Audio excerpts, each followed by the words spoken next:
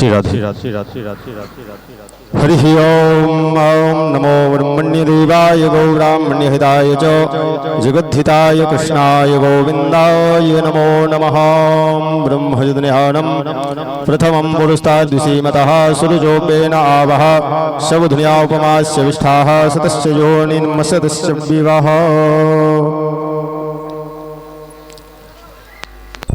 हरि ओम भद्रं कर्णेभिः। ठाकुर जी को प्रणाम करिए आप सब। ओम भद्रं भद्रं भद्रं भद्रं भद्रं चारों बैठे 1 2 3 4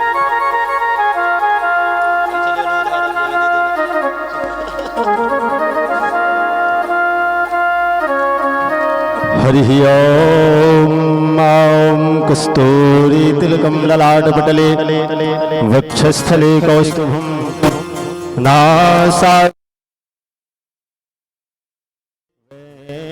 करे कंकणं सर्वांगे हरिचंदनं सुललितं कंठे च मुक्तावली गोपस्त्री परिवेष्टितो विजयते गोपालचूडामणि अस्ति स्वस्तनुनीकराग्रविगलत्कल्पप्रसूनाप्लुतं वस्तु प्रस्तुतवेणुनादलहरी निर्वाण निर्व्याकुलं स्रस्तनिबद्धनीव विलसद् गोपी सहस्राव्रतं हस्तन्यस्तनतापवर्गमखिलोदारं किशोराकृति। बोलिए पुराण पुरुषोत्तम भगवान की जय। श्री राधे राधे।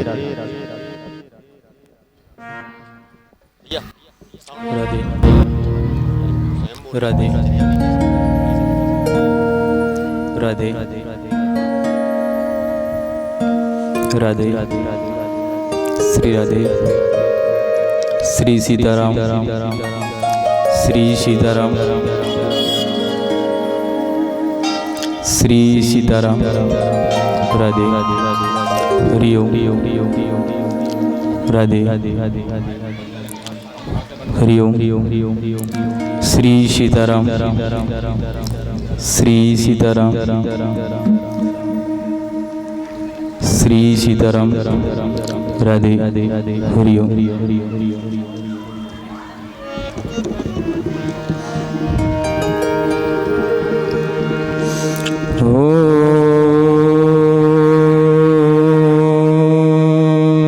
नमो भगवते वासुदेवाय।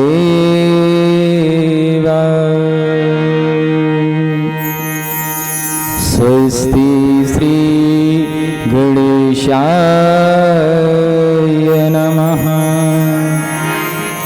श्री सरस्वत्यै नमः। श्री गुरुचरणकमलेभ्यो नमः। गजाननं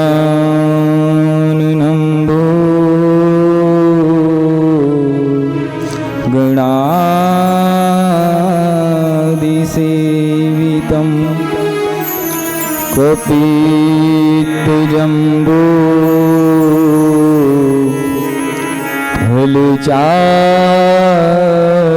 फलचारुभक्षणम् उमासुदं शोकविनाशकारकम् नमामि विघ्नेश्वरपादपङ्कजम्। अखण्डमण्डलाकारं व्याप्तं येन चराचरं तत्पदं दर्शितं येन तस्मै श्री गुरुवे नमः। यं प्रव्रजन्तमनुपेतमपेतकृत्यं द्वैपायनो विरहकातुराजुहाव पुत्रेति तन्मयतया तर्वो भुवनेद्वये तं सर्वभूतहृदयं मुनिमानतोऽस्मि।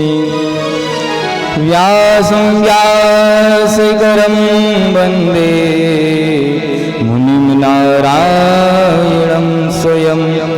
यतः प्राप्ति कृपालोका लोकमुक्ता कलेर्ग्रहात् राधा भक्तिर् हरिर्ज्ञानम् ताभ्यां या च समन्वितां तां श्रीभागवतीं गाथां वन्दे युगलरूपिणीम्।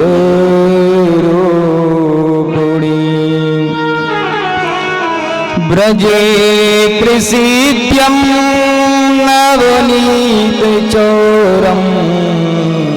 गोपाङ्गनानां च दुकूलचोरम् अनेकजन्मार्जितपापचोरं चौराग्रगण्यं पुरुषं नमामि। जहिवाग्रमादाय करुणदेवीं वामेन शत्रून् परिपीडयन्तीं गदाविघातेन च दक्षिणेन पीताम्बराढ्यां द्विभुजां नमामि।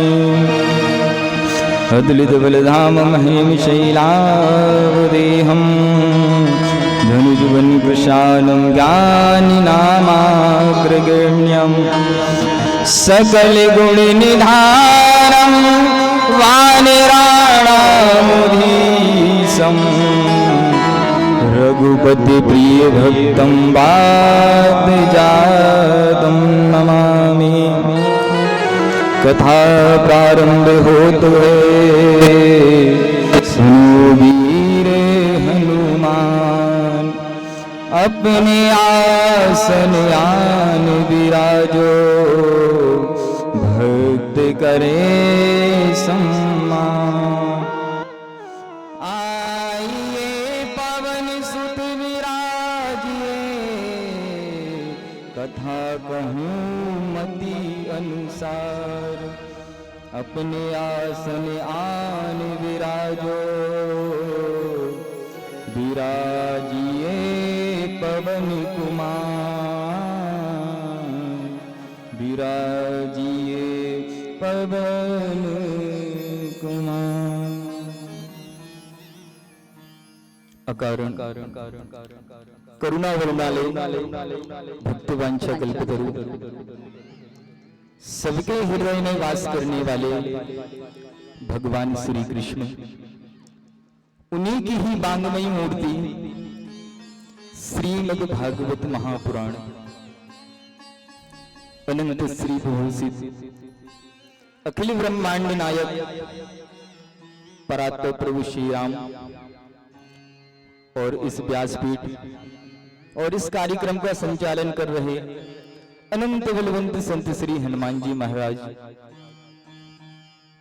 समस्त क्षेत्र के देवी देवता समस्त स्थान के देवी देवता सभी के चरणों में दास का दंडवत प्रणाम स्वीकार हो। परम पूज्य गुरुदेव भगवान के चरणों में दास का दंडवत प्रणाम। परमात्मा स्वरूप माता पिताजी के चरणों में दास का दंडवत प्रणाम। पधारे हुए समस्त भूसुर ब्राह्मण वृंद एवं समस्त संत जन समस्त संत समाज माता अनसुईया माता सीता के पथ चिन्हों पर चलने वाली हमारी समस्त माताएं बहनें पधारे हुए समस्त भक्तजन सिया राम में सब जुग जानी करहूं प्रणाम जोर जुग पानी। पधारे हुए समस्त धर्मप्रेमी बंधुओं के लिए व्यासपीठ से जय श्री राधे जय श्री कृष्णा।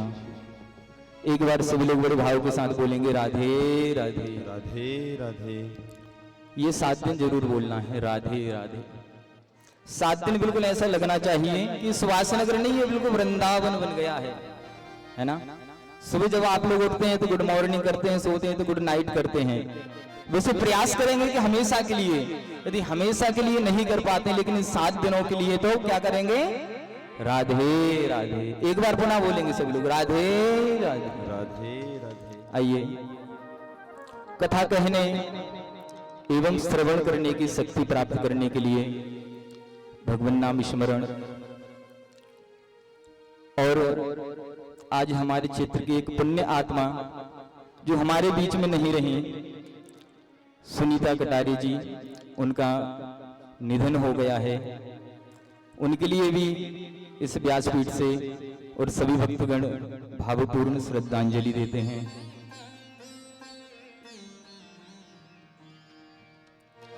जय राधा माधव, जय जय कुंज बिहारी, जय राधा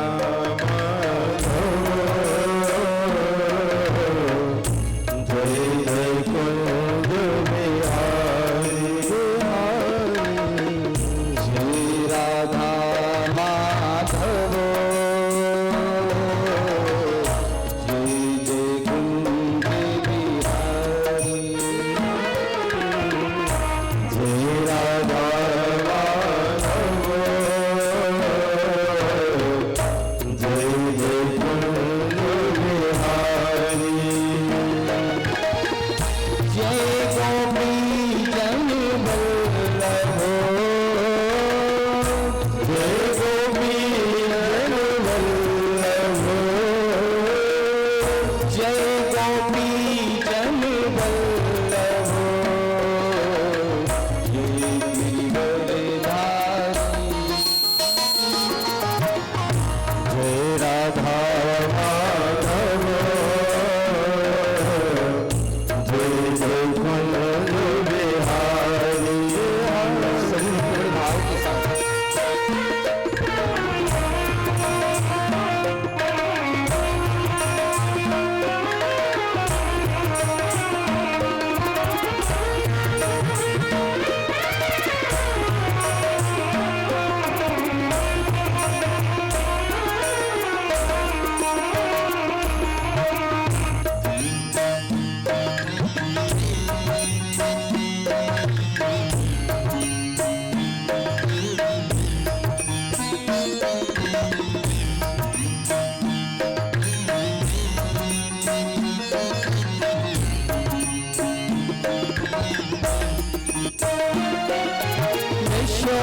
यशोदानंदन ब्रज जन रंजन, यशोदानंदन ब्रज जन रंजन, यशोदानंदन ब्रज जन रंजन, यशोदानंदन ब्रज जन रंजन, यमुना तीर हट जाई, जय राधा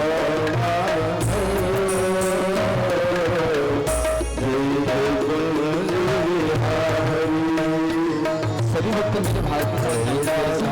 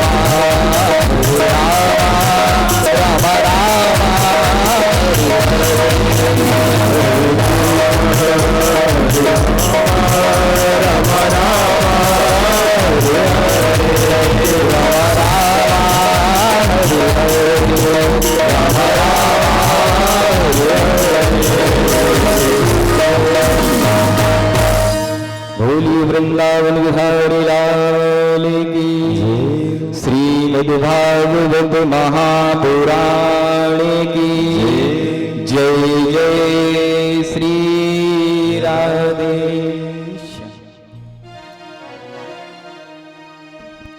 आज बड़े सौभाग्य का विषय हम सभी भक्तों के बीच उपस्थित हुआ है। परम ब्रह्म परमात्मा की असीम कृपा एवं हनुमान जी महाराज के परम आशीर्वाद से आज हमें हनुमान जी महाराज एवं जगत जननी मां जगदम्बा के श्री चरणों में बैठकर श्रीमद् भागवत महापुराण कथा करने का और श्रवण करने का सौभाग्य प्राप्त हुआ है। ऐसे सत्संग हमें बड़े भाग्य से प्राप्त होता है।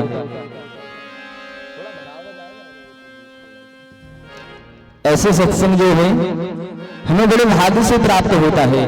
बड़े भाग्य पाइब सत्संगा बिन ही प्रयास होए भव भंगा। राम कथा सुंदर करतारी संशय विहग उड़ावनिहारी। जब हमारे कई जन्मों के पुण्य एकत्रित होते हैं तब हमें ऐसे सत्संग की प्राप्ति होती है। जन्मांतरे भव पुण्यम तदा भागवतम लभे। कई जन्मों के पुण्य जब हमारे एकत्रित होते हैं तब हमें भागवत शास्त्र की प्राप्ति होती है। और जब हमें ऐसी सत्संग प्राप्त होने लगे, भागवत कथा प्राप्त हो, तो हमें समझ जाना चाहिए कि हमारे भाग्य का उदय होने वाला है। जब हमारे कई जन्मों के पुण्य इकट्ठे होते तब एक भाग्य बनता है। उस भाग्य का जब उदय होता है तब हमें ऐसे महान सत्संग की प्राप्ति होती है। तो कन्हैया की बड़ी कृपा हम सभी भक्तों पर हुई कि आप सभी भक्तों के हृदय में ऐसे विचार आए कि भागवत महापुराण की कथा होना चाहिए। क्योंकि बिना ईश्वर कृपा के हमारे मन में विचार ही नहीं आते हैं। हमारे मन में जो विचार आते हैं उसके प्रेरणा स्रोत भगवान होते हैं। और यदि हमारे मन में बुरे विचार आते हैं तो आप ये मत समझना कि महाराज ने कहा था कि भगवान प्रेरणा स्रोत होते हैं। यदि बुरे विचार आते हैं, गंदे विचार आते हैं तो हमारे पिछले संस्कार होते हैं और हमारे पिछले कर्म होते हैं। लेकिन यदि अच्छे विचार आते हैं तो उसके प्रेरणा स्रोत स्वयं भगवान होते हैं। यदि हमारे मन में कभी विचार आते हैं कि हम सत्संग में जाएं या सत्संग करें तो हमें मानना चाहिए कि भगवान की बड़ी असीम कृपा हम पर है, तभी हमारे मन में ऐसे विचार आ रहे हैं। परम पूज्य शंकराचार्य जी महाराज ने 3 बातें बड़ी दुर्लभ बताई हैं। पहली कौन सी? जो हमें मानव शरीर मिला है। गोस्वामी तुलसीदास जी भी कहते हैं, बड़े भाग मानुष तन पावा सुर दुर्लभ सद ग्रंथन गावा। जो देवताओं को भी दुर्लभ है वह मानव शरीर हमें प्राप्त हुआ है। भागवत में ये नहीं लिखा कि देवतन दुर्लभ है। देवता तो एक दिन सबको बनना है। आपने देखा होगा जब हमारा निधन होता है तो हम क्या लिखते हैं? स्वर्गवासी लिखते हैं। तो देवता तो एक दिन सबको बनने ही है, लेकिन मानव तन बड़ा दुर्लभ होता है। दूसरा, हमारे मन में मोक्ष की भावना उठना।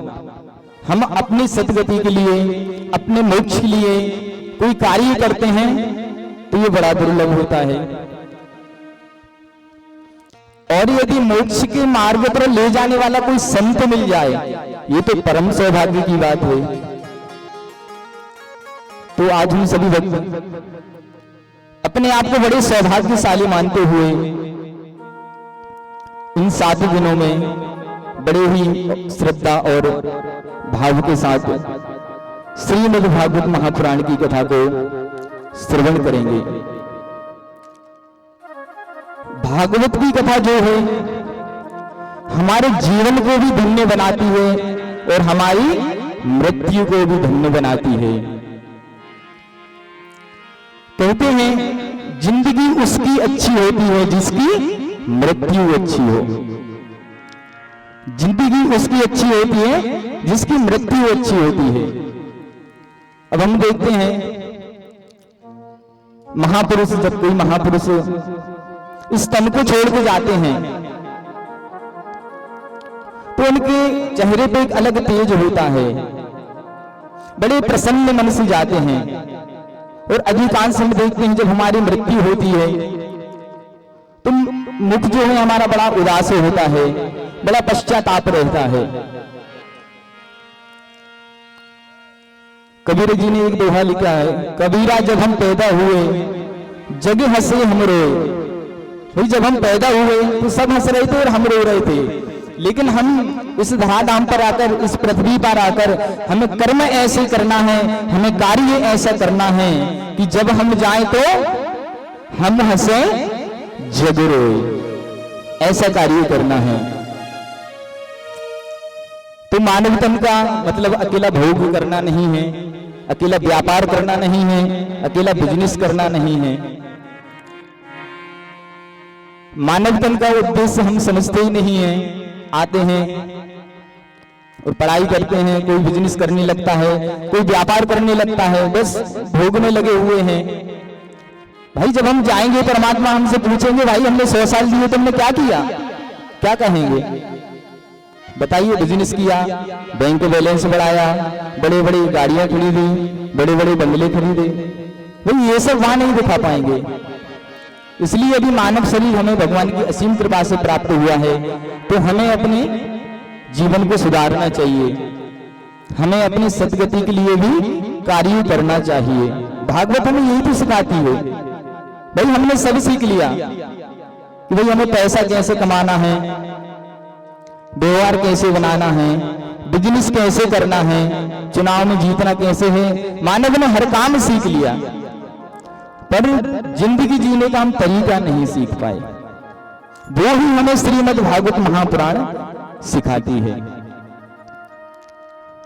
तो सभी भक्त अपने आप को बड़े सौभाग्यशाली मानते हुए इन 7 दिनों में बड़े ही ध्यानपूर्वक श्रद्धा भाव के साथ, नियम संयम के साथ कथा का श्रवण करेंगे। तत्रैव गंगा यमुना च वेणी गोदावरी सिंधु सरस्वती च सर्वाणि तीर्थानि वसन्ति तत्र यत्र गता प्रसंगा। जहां पर भगवान की कथा होती है, तत्रैव गंगा यमुना च वेणी, वहां गंगा यमुना सरस्वती कावेरी समस्त तीर्थ आकर विराजमान हो जाते हैं। ऐसे पुण्य क्षेत्र में हम सभी भक्त भगवान की कथा लीला का गायन एवं श्रवण करने के लिए उपस्थित हुए हैं। महाराज बात आती है कि भाई हम ये क्यों करते हैं?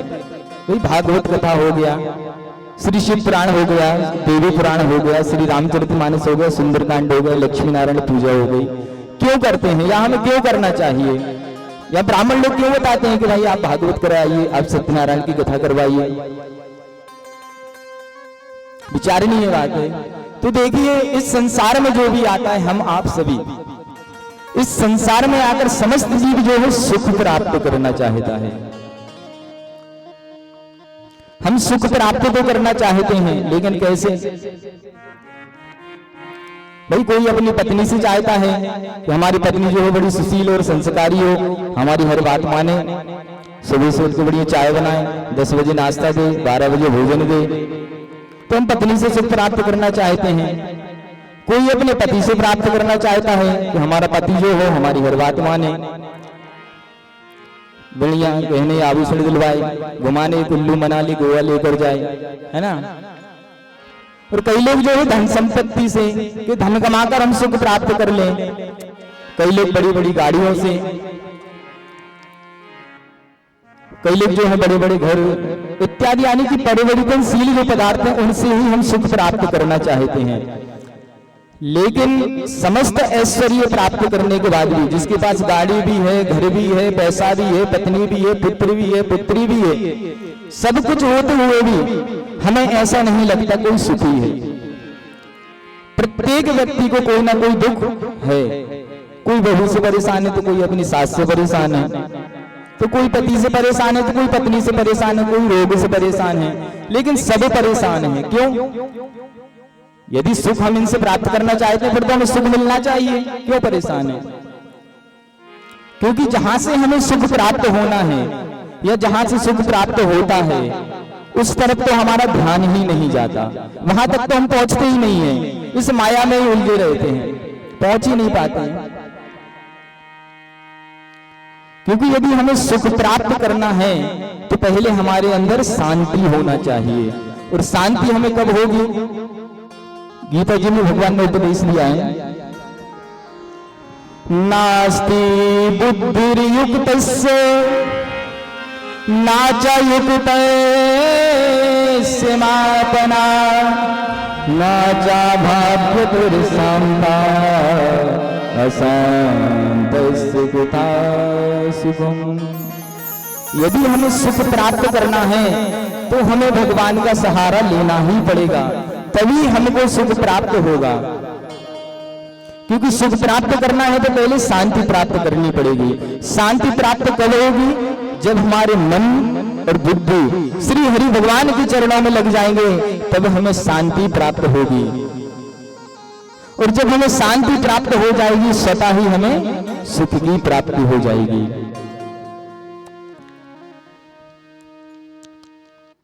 तो आज हम जो चर्चा करने वाले हैं वो आज भागवत के महत्व के, कि भाई भागवत का क्या महत्व है। भाई आप लोग आते हैं, कथा श्रवण करते हैं, उसका क्या फल है? तो भागवत की जो महिमा है वो तो इन 4 शब्दों में ही है। 4 अक्षर मिलकर एक शब्द बनता है भागवत, जिसमें भागावाता 4 अक्षर हैं। भाति सर्वेषु वेदेषु गतिरेषु दुरतया वरिष्ठं सर्वशास्त्रेषु तत्त्वं परं योगिनम्। भाति सर्वेषु वेदेषु, सभी वेदों में श्रेष्ठ। गतिरस्य दुरतया, दुर्गति को सदगति में बदलने वाली। वरिष्ठम सर्व शास्त्रेषु, सभी शास्त्रों में वरिष्ठ। तत्तम परम योगिनम, और हमारे योगियों का, महर्षियों का, संतों का परम तत्व श्रीमद् भागवत महापुराण है। आइए तो श्रीमद् भागवत महापुराण में प्रवेश करते हैं। श्रीमद् भागवत महापुराण के प्रथम अध्याय का प्रथम श्लोक है, सच्चिदानंद रूपाय विश्वोत्पत्त्यादिहेतवे तापत्रये विनाशाय श्रीकृष्णाय वयं नमः। यह प्रथम श्लोक है। वेदव्यासी भगवान ने भगवान के 3 स्वरूप बताए हैं, सत्य, चित और आनंद। इन तीनों स्वरूपों को मिलकर बनता है सच्चिदानंद। सत्य जो है, जहां पर सत्य बोला जाता है, सत्य का आचरण किया जाता है, वहां पर भगवान का वास होता है। चित्त यानी कि चैतन्य, जो हम आंखों से देख पा रहे हैं, हमने विचार किया कि हाथ ऊपर करना है और हमारा हाथ ऊपर जा रहा है, तो ये जो शक्ति है भगवान की, ये दूसरा रूप है चैतन्य। भगवान का तीसरा स्वरूप है आनंद। और ये तीनों स्वरूप हमारे अंदर ही विद्यमान हैं। आनंद भी हमारे अंदर है, लेकिन हम उसे बाहर खोजते हैं। अब आनंद हमारे अंदर है, लेकिन उसे प्रकट करना है। उसे प्रकट कैसे करना है, यह हमें श्रीमद् भागवत महापुराण सिखाती है। जैसे दूध होता है, दूध में मक्खन होता है, आप सभी जानते हैं, दूध में घी भी होता है, लेकिन अभी मैं एक कटोरी में आपको दूध ला के दूं तो क्या आप देख पाएंगे उसे? घी देख लेंगे, मक्खन देख लेंगे? नहीं देख पाएंगे। लेकिन उसी दूध का जब दही बनेगा, दही का जब मंथन करेंगे तो मक्खन ऊपर आ जाएगा और हमें दिख भी जाएगा। ठीक उसी प्रकार हमारे मन का मंथन करके भागवत शास्त्र के द्वारा हमें आनंद को प्रकट करना है। लेकिन इसको सिर्फ आप अनुभव कर सकते हैं, इसका कोई पर्यायवाची हो ही नहीं सकता, क्योंकि ये भगवान का स्वरूप है। सिर्फ आप अनुभव कर सकते हैं। अब आनंद को हम समझते ही नहीं है।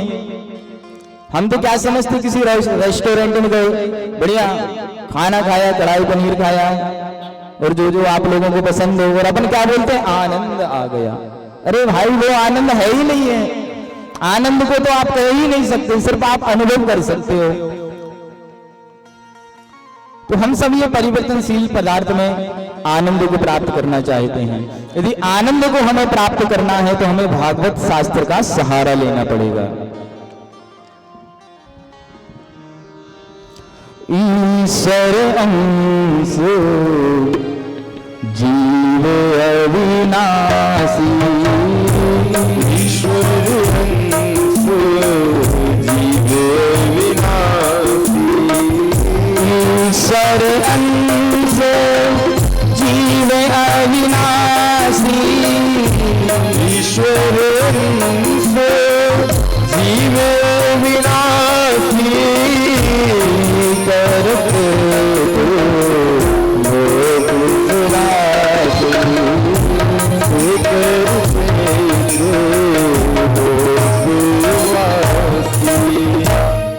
तुलसीदास जी ने कहा, ईश्वर अंश जीव अविनाशी, चेतन अमल सहज सुख राशि। यह जीव जो है वह ईश्वर का ही अंश है, चैतन्य है, इसका कभी नाश नहीं होता है, जीव कभी नहीं मरता है। भाई जब ये शरीर है, अभी स्वस्थ है, बलवान है, हमारे पास हमारी इंद्रियों की शक्ति है, लेकिन एक समय आएगा कि आंखों से हमें दिखेगा नहीं, कानों से हमें सुनाई नहीं देगा, तो जीव सोचेगा इस शरीर का मैं क्या करूंगा। तो जीव का कभी नाश नहीं होता है, बस ये शरीर त्याग देता है। भाई वस्त्र हैं, हमने धारण किए हैं, ये पुराने हो गए, कोई काम के नहीं बचे, तो हम बदल लेते हैं। ठीक इसी प्रकार जीव का कभी नाश नहीं होता है। क्यों? कि ईश्वर अंश जीव अविनाशी, ये ईश्वर का अंश है। जो आनंद सिंधु सुख राशि सी करते त्रिलोक सुपासी। और ईश्वर क्या है? आनंद के सिंधु हैं, सुख के समूह हैं, जगत की उत्पत्ति के कारण हैं, जगत की उत्पत्ति करने वाले हैं। अब हम पूछे, अभी किसी से पूछें कि भगवान श्री कृष्ण कौन है, कैसे हैं, तो आप हमें क्या जवाब देंगे? वो माखन चोरी करते हैं, ग्वालों के साथ खेलते हैं, गऊ में चराते हैं, रास रचाते हैं, यही बोलेंगे? नहीं। भाई श्री कृष्ण भगवान ने हमें यही तो सिखाया है कि हम जीवन कैसे जीना है। माखन चोरी भी किया, बाल लीलाएं भी की, गोपियों के साथ रास भी रचाया, असुरों का संहार भी किया, महाभारत का युद्ध भी करवाया, और अंतिम में अर्जुन को 18 अध्याय में गीता का उपदेश भी दिया। ऐसे ही श्री कृष्ण भगवान। हम जानते ही नहीं, हम जानना ही नहीं चाहते हैं। तापत्रय विनाशाय, तीनों पापों का नाश करने वाले हैं। श्री कृष्णाय वयम नमः। ऐसे श्री कृष्ण भगवान को हम प्रणाम करते हैं। अब तीन पाप कौन से होते हैं? ये रामायण जी ने, तुलसीदास जी ने बताया है। दैहिक दैविक भौतिक पापा, दैहिक दैविक भौतिक पापा, दैहिक दैविक भौतिक पापा, दैहिक दैविक भौतिक पापा, राम राज नहीं राम राज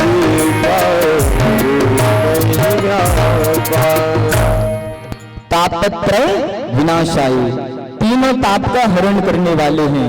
दैहिक जो हमारे देह से उत्पन्न होते हैं, और दैविक जो देवताओं के प्रकोप से हमें मिलते हैं, और भौतिक यानी कि प्राकृतिक आपदा से जो हमें प्राप्त होते हैं, उन तीनों तापों का हरण करने वाले भगवान श्री कृष्ण हैं। ऐसे भगवान की हम वंदना करते हैं, उनको प्रणाम करते हैं। अब देखिए एक प्रश्न और उठ गया, कोई वंदना क्यों करते हैं, प्रणाम क्यों करते हैं? भाई मंदिर हम क्यों जाते हैं, क्यों जाना चाहिए? ब्राह्मण लोग क्यों बोलते हैं भाई सुबह शाम मंदिर जाओ, भजन करो? तो देखिए वंदना करने से हमारे जो पाप होते हैं, पाप तो सबसे होते हैं, हम आप सभी से होते हैं, लेकिन भगवान की आराधना करने से, वंदना करने से जो हमारे पाप होते हैं वो नष्ट हो जाते हैं, उनका क्षय हो जाता है। तो वंदना हम कैसे करते हैं? पहले हाथ जोड़ते हैं, फिर प्रणाम करते हैं। यानी कि हमारे जो हाथ हैं, हाथ जोड़ने का अर्थ है हाथ हमारे ये क्रिया शक्ति के प्रतीक हैं। हम भगवान से बोलते हैं कि महाराज इन हाथों से हम सत्कर्म करेंगे, ब्राह्मण गुरुजनों माता पिता की सेवा करेंगे। और मस्तक नवाने का अर्थ होता है कि मैं अपनी बुद्धि शक्ति को आपको समर्पित करता हूं। तो वंदना हमें अवश्य करना चाहिए, और हमारे जो बाल बच्चे हैं उनको भी बताना चाहिए, उनसे भी करवाना चाहिए, क्योंकि सूर्य भगवान जो हैं हमारे बुद्धि के स्वामी होते हैं। और प्रातः काल सुबह टाइम जो हम पूजा अर्चना करते हैं उससे हमारी बुद्धि पवित्र होती है। और सायं काल की वंदना जो हम करते हैं, आरती पूजा करते हैं, उससे हमारा मन पवित्र होता है, क्योंकि चंद्रमा जो होते हैं वो हमारे मन के स्वामी होते हैं। और सायं काल की वंदना करने से हमारा मन पवित्र होता है। तो मन और बुद्धि की पवित्रता के लिए हमें वंदना अवश्य करना चाहिए, लेकिन वंदना सिर्फ हाथ जोड़कर मस्तक नवा के नहीं करना है। जो भी आपके इष्ट हैं, जिस देवता को आप मानते हैं, उनको हृदय में विराजमान करो, उनकी भक्ति करो। इस प्रकार से जो वंदना करता है भगवान उसके समस्त पापों को हरण कर लेते हैं। परमात्मा की वंदना करने के बाद भागवत कथा के प्रवक्ता श्री सुखदेव जी महाराज की वंदना की गई है। यम प्रव्रजन्त मनुपेतमपेति कृत्यं दैपायनो विरहका तुर्याजुहावा पुत्रेति तन्मयतया तर्वो विनीते तं सर्वभूतहृदयं मुनिमानतोऽस्मि।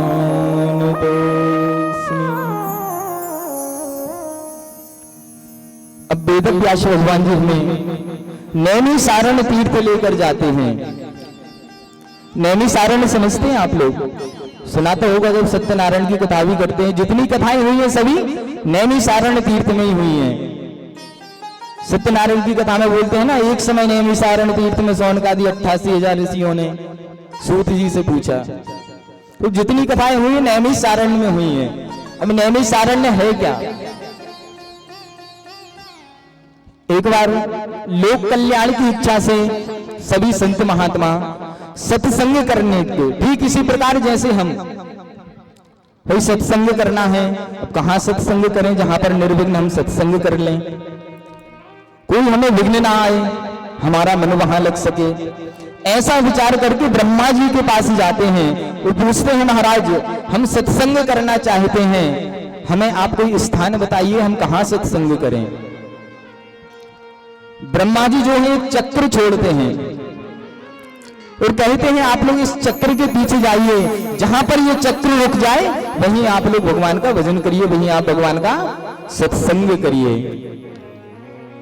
तो चक्र जो है एक निमिष में, यानी कि क्षण मात्र में, एक सेकंड में, एक अरण्य में यानी कि वन में आकर रुक जाता है। एक निमिष में अरण्य में आकर रुक जाता है, इसलिए उस वन का नाम, उस क्षेत्र का नाम पड़ जाता है नैमिषारण्य।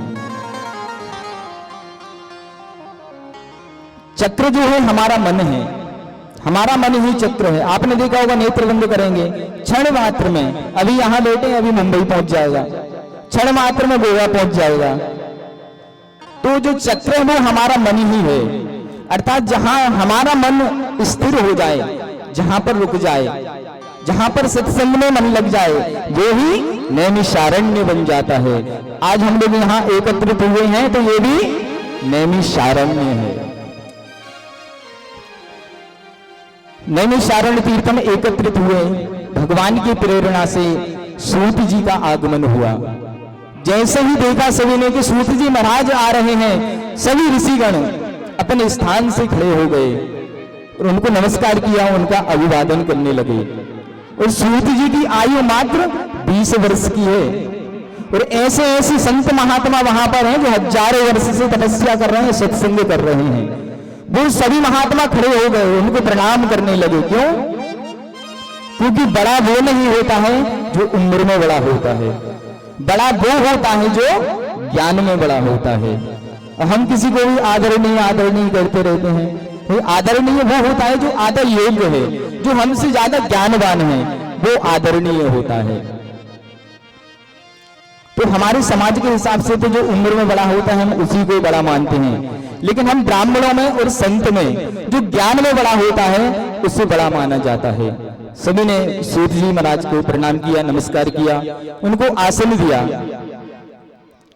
उन ऋषियों में एक सौनक नाम के ऋषि थे। तो सौनक जी ने सूत जी महाराज से प्रश्न किया कि महाराज, हमारे कानों के लिए प्रिय लगने वाली रसायन युक्त, रसायन समझते हैं आप? एक तो औषधि होती है जिससे हमारे रोग दूर हो जाते हैं, रोग जो हैं वो दूर हो जाते हैं, और एक रसायन होता है जिसको ग्रहण करने के बाद रोग ही नहीं होता। तो श्रीमद् भागवत महापुराण को रसायन भी कहा गया है। सौनक जी बोलते, महाराज हम जानना चाहते हैं कि कथा श्रवण करने के बाद जो ज्ञान और वैराग्य प्राप्त होता है उसके बाद जीवी की जो बुद्धि है वो कैसी होती है। और प्रश्न करते हैं कि इस मोह माया से पीछे कैसे छूटे। भाई ये जो संसार है माया से बांधने वाला है, भाई माता है, पिता है, पुत्र है, पुत्री है, पत्नी है, भाई कैसे हम मोह छूटे इनसे। भाई मोह तो रहेगा, बचपन से साथ में रह रहे हैं, माता पिता ने पाला है, तो इस मोह से कैसे हम पीछा छोड़ें। और जो कलियुगी जो जीव है अपने अपने कर्मों के द्वारा अनेक प्रकार से दुखी हो रहे हैं। कोई रोगग्रस्त है, कोई गरीब है, तो किसी के पैर नहीं है, तो किसी के हाथ नहीं है, तो किसी के आंख नहीं है, अनेक प्रकार के दुखों से दुखी हो रहे हैं। इनका दुख का नाश कैसे होगा। जैसे सूत जी महाराज ने सुना कि प्राणियों की हित की बात है, इतने प्रसन्न हो गए, इतने प्रसन्न हो गए कि मंगलाचरण भी नहीं किया, सीधा काल व्याल मुख ग्रास त्रास निर्णाति हेतले श्रीमद्भागवतम शास्त्रम कले पूरेण भासितम। काल व्याल मुख ग्रास यानी कि कलियुग जीवों के लिए काल रूपी सर्प के मुख का ग्रास बताया है। अब हम तो ये समझते हैं कि राजा परीक्षित को श्राप लगाता, 7वें दिन उनकी मृत्यु होनी थी, इसलिए उनको 7 दिन भागवत की कथा श्रवण कराई ताकि उनकी मुक्ति हो जाए। अरे महाराज, उनको तो 7वें दिन डसने वाला था, हमें तो डस चुका है, हमारे शरीर में जहर है। भाई यहां तो 7 मिनट का भरोसा नहीं है, वहां तो सबको पता था कि ब्राह्मण का श्राप है 101%, 7 दिन तक में कुछ नहीं होगा। और यहां तो 7 मिनट का भरोसा नहीं है कि 7 मिनट में हमें क्या हो जाए।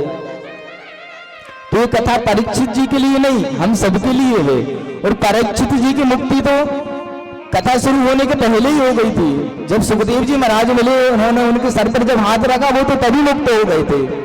वो तो कथा तो इसलिए सुनाई कि मृत्यु तो 7वें दिन होना है, अब 7 दिन क्या करें, तो भगवान का सत्संग ही कर ले। तो जैसे एक अजगर मुंह खोलकर बैठा है और उसके अंदर एक चिड़िया बैठी है, तो हम सब मान के चले चिड़िया हैं, काल रूपी सर्प के मुख में बैठे हुए हैं। कोई भरोसा नहीं है कब मुख बंद हो जाए, कब हमारा प्राणांत हो जाए। कहते हैं ना, जब कोई जाता है तो कहते हैं अभी तो मिले थे, बढ़िया थे, स्वस्थ थे, अचानक पता नहीं क्या हो गया। अचानक कुछ नहीं होता है, उस सर्प है वो मुंह बंद कर लेता है। इसलिए समय रहते हमें अपनी सदगति का उपाय भी कर लेना चाहिए।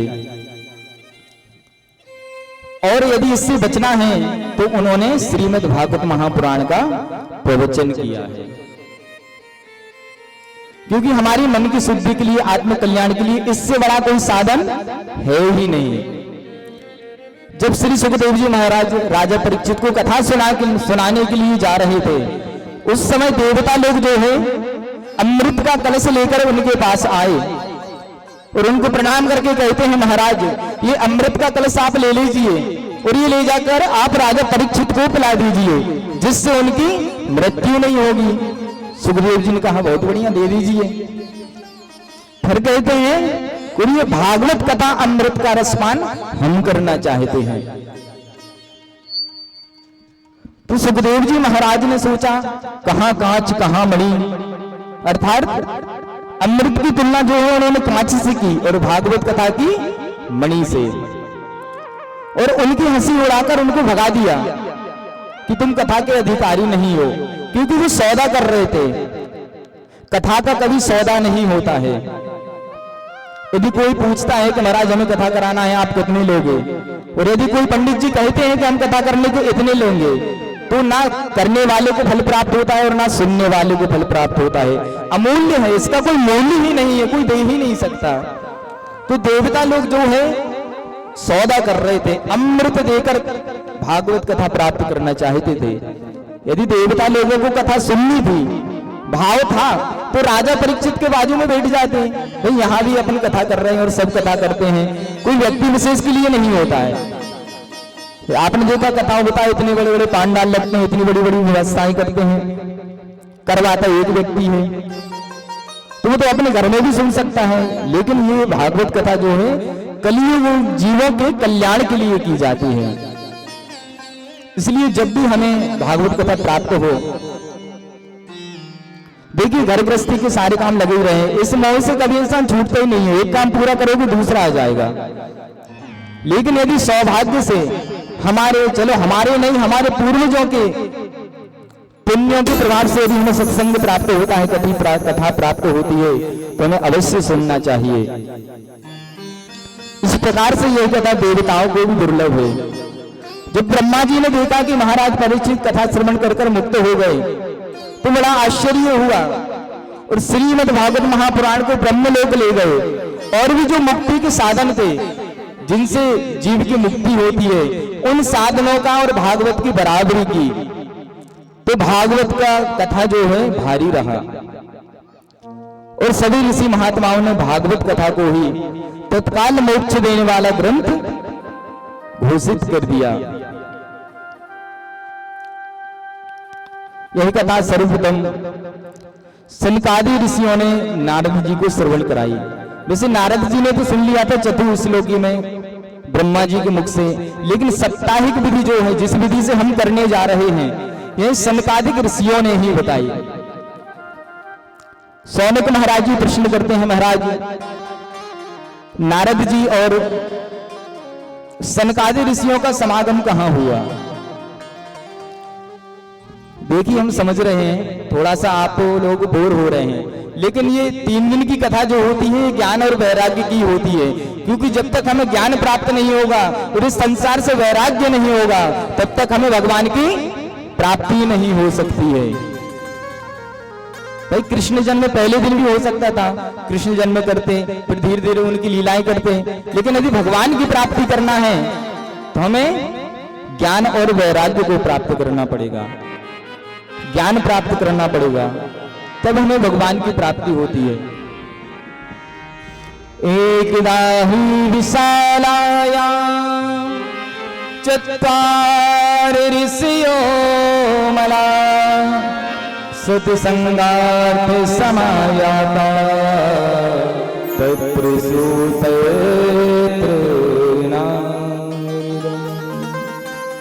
तो पहली बार ये कथा है सनकादि ऋषियों ने नारद जी को सुनाई और कहा विशाला क्षेत्र में। विशाला क्षेत्र समझते हैं आप लोग? बद्रीनाथ समझते हैं? बद्रीनाथ ही विशाला क्षेत्र है, जिसे आज हम बद्रीनाथ कहते हैं। उसी विशाला क्षेत्र में सनकादि ऋषियों का और नारद जी का समागम हुआ। सनकादि ऋषियों ने देखा है कि नारद जी बड़े चिंतातुर हैं, मुख उनका बड़ा उदास हो रहा है और बड़े तेज तेज से चले आ रहे हैं। उन्होंने देखा क्योंकि संत जन जो है हमेशा प्रसन्न रहते हैं, मोह माया से कोई कार्य नहीं होता, भगवान का भजन करना और आनंद पूर्वक अपना जीवन यापन करना। लेकिन यदि जीव के कल्याण के ऊपर कोई बात आती है, लोक कल्याण की बात आती है, तब संत महात्मा चिंतित होते हैं। तो सनकादि ऋषि प्रश्न करते हैं, महाराज आप इतने चिंतातुर क्यों हो रहे हो, आपका मुख भी उदास हो रहा है। तब नारद जी कहते हैं, अहम तो पृथ्वीयातो ज्ञाता सर्वोत्तमामिति पुष्करम चा प्रयागम चा काशी गोदावरी तथा। तो मैं तो सर्वोत्तम लोक समझ करके पृथ्वी पर आया था और यहां पृथ्वी पर आकर मैं गंगा यमुना सरस्वती काशी गोदावरी समस्त तीर्थों में विचरण करता रहा, लेकिन मुझे कहीं पर भी शांति प्राप्त नहीं हुई। कलयुग ने जो है सारी पृथ्वी को पीड़ित कर रखा है और मानव जो है, कलयुग का मानव जो है बड़ा आलसी हो गया है, मंद बुद्धि हो गया है, नाना प्रकार के पापाचार करने लगा है। और देखा कि यहां पर तो साधु महात्मा जो है वो भी पाखंडग्रस्त हो गए हैं, ब्राह्मण लोग जो है वो भी सिर्फ पैसा कमाने के लिए अपनी विद्या का अध्ययन कर रहे हैं, और जहां तक कन्याएं भी बेची जाने लगी हैं। कितने पाप नहीं होते हैं कलयुग में। दंपत्ति नाम चाहे कल के नाम, पति पत्नी में कलह मचा रहता है। इस प्रकार में कलयुग का पाप देखता हुआ वृंदावन गया, यमुना जी के तट पर गया, तो वहां मैंने एक आश्चर्य देखा। एक आतु तरुणी तत्र निसन्ना खिन्न मानसः, वहां पर एक युवती थी और उसके पास जो है दो वृद्ध पुरुष पड़े हुए थे और वो अचेत थे, बेहोश अवस्था में थे। वो स्त्री जो है उनको बार बार उठाने का प्रश्न करती है, प्रयत्न करती है बार बार उठाने का। वो चेत होते हैं, कुछ ही समय में पुनः अचेत हो जाते हैं। नारद जी जो है दूर से यह सब देख रहे थे। जब नारद जी वहां से निकले तो युवती जो है नारद जी को देखकर खड़ी होकर कहने लगी, भोमो साधु क्षणम तिष्ठो न चिंतामपि नाशया। साधु आप क्षण मात्र के लिए ठहर जाइए और हमारी चिंता का नाश कर दीजिए, क्योंकि दर्शनम तद लोकस्य सर्व व्याध हरम परम। आपका दर्शन तो संत महात्माओं को दर्शन जो है सर्व व्याधि को हरने वाला होता है। तो देखिए वहां से तो हजारों लोग निकल रहे थे, कई लोग आ रहे थे, कई लोग जा रहे थे, लेकिन युवती जो है भक्ति रूपी युवती है, जब संत महात्मा मिले तब उनको ही रोका। और इतने हजारों लोग आ रहे थे जा रहे थे, उन्होंने किसी से नहीं बोला। इसका मतलब ये है कि यदि हम पर कभी दुख आता है तो हमारे पास दो उपाय हैं, या तो हम भगवत चरणारविंदों का सहारा ले लें, श्री हरि भगवान के चरणों में समर्पित हो जाएं, या संत महात्माओं के पास चले जाएं। लेकिन जाना संत महात्मा के पास है।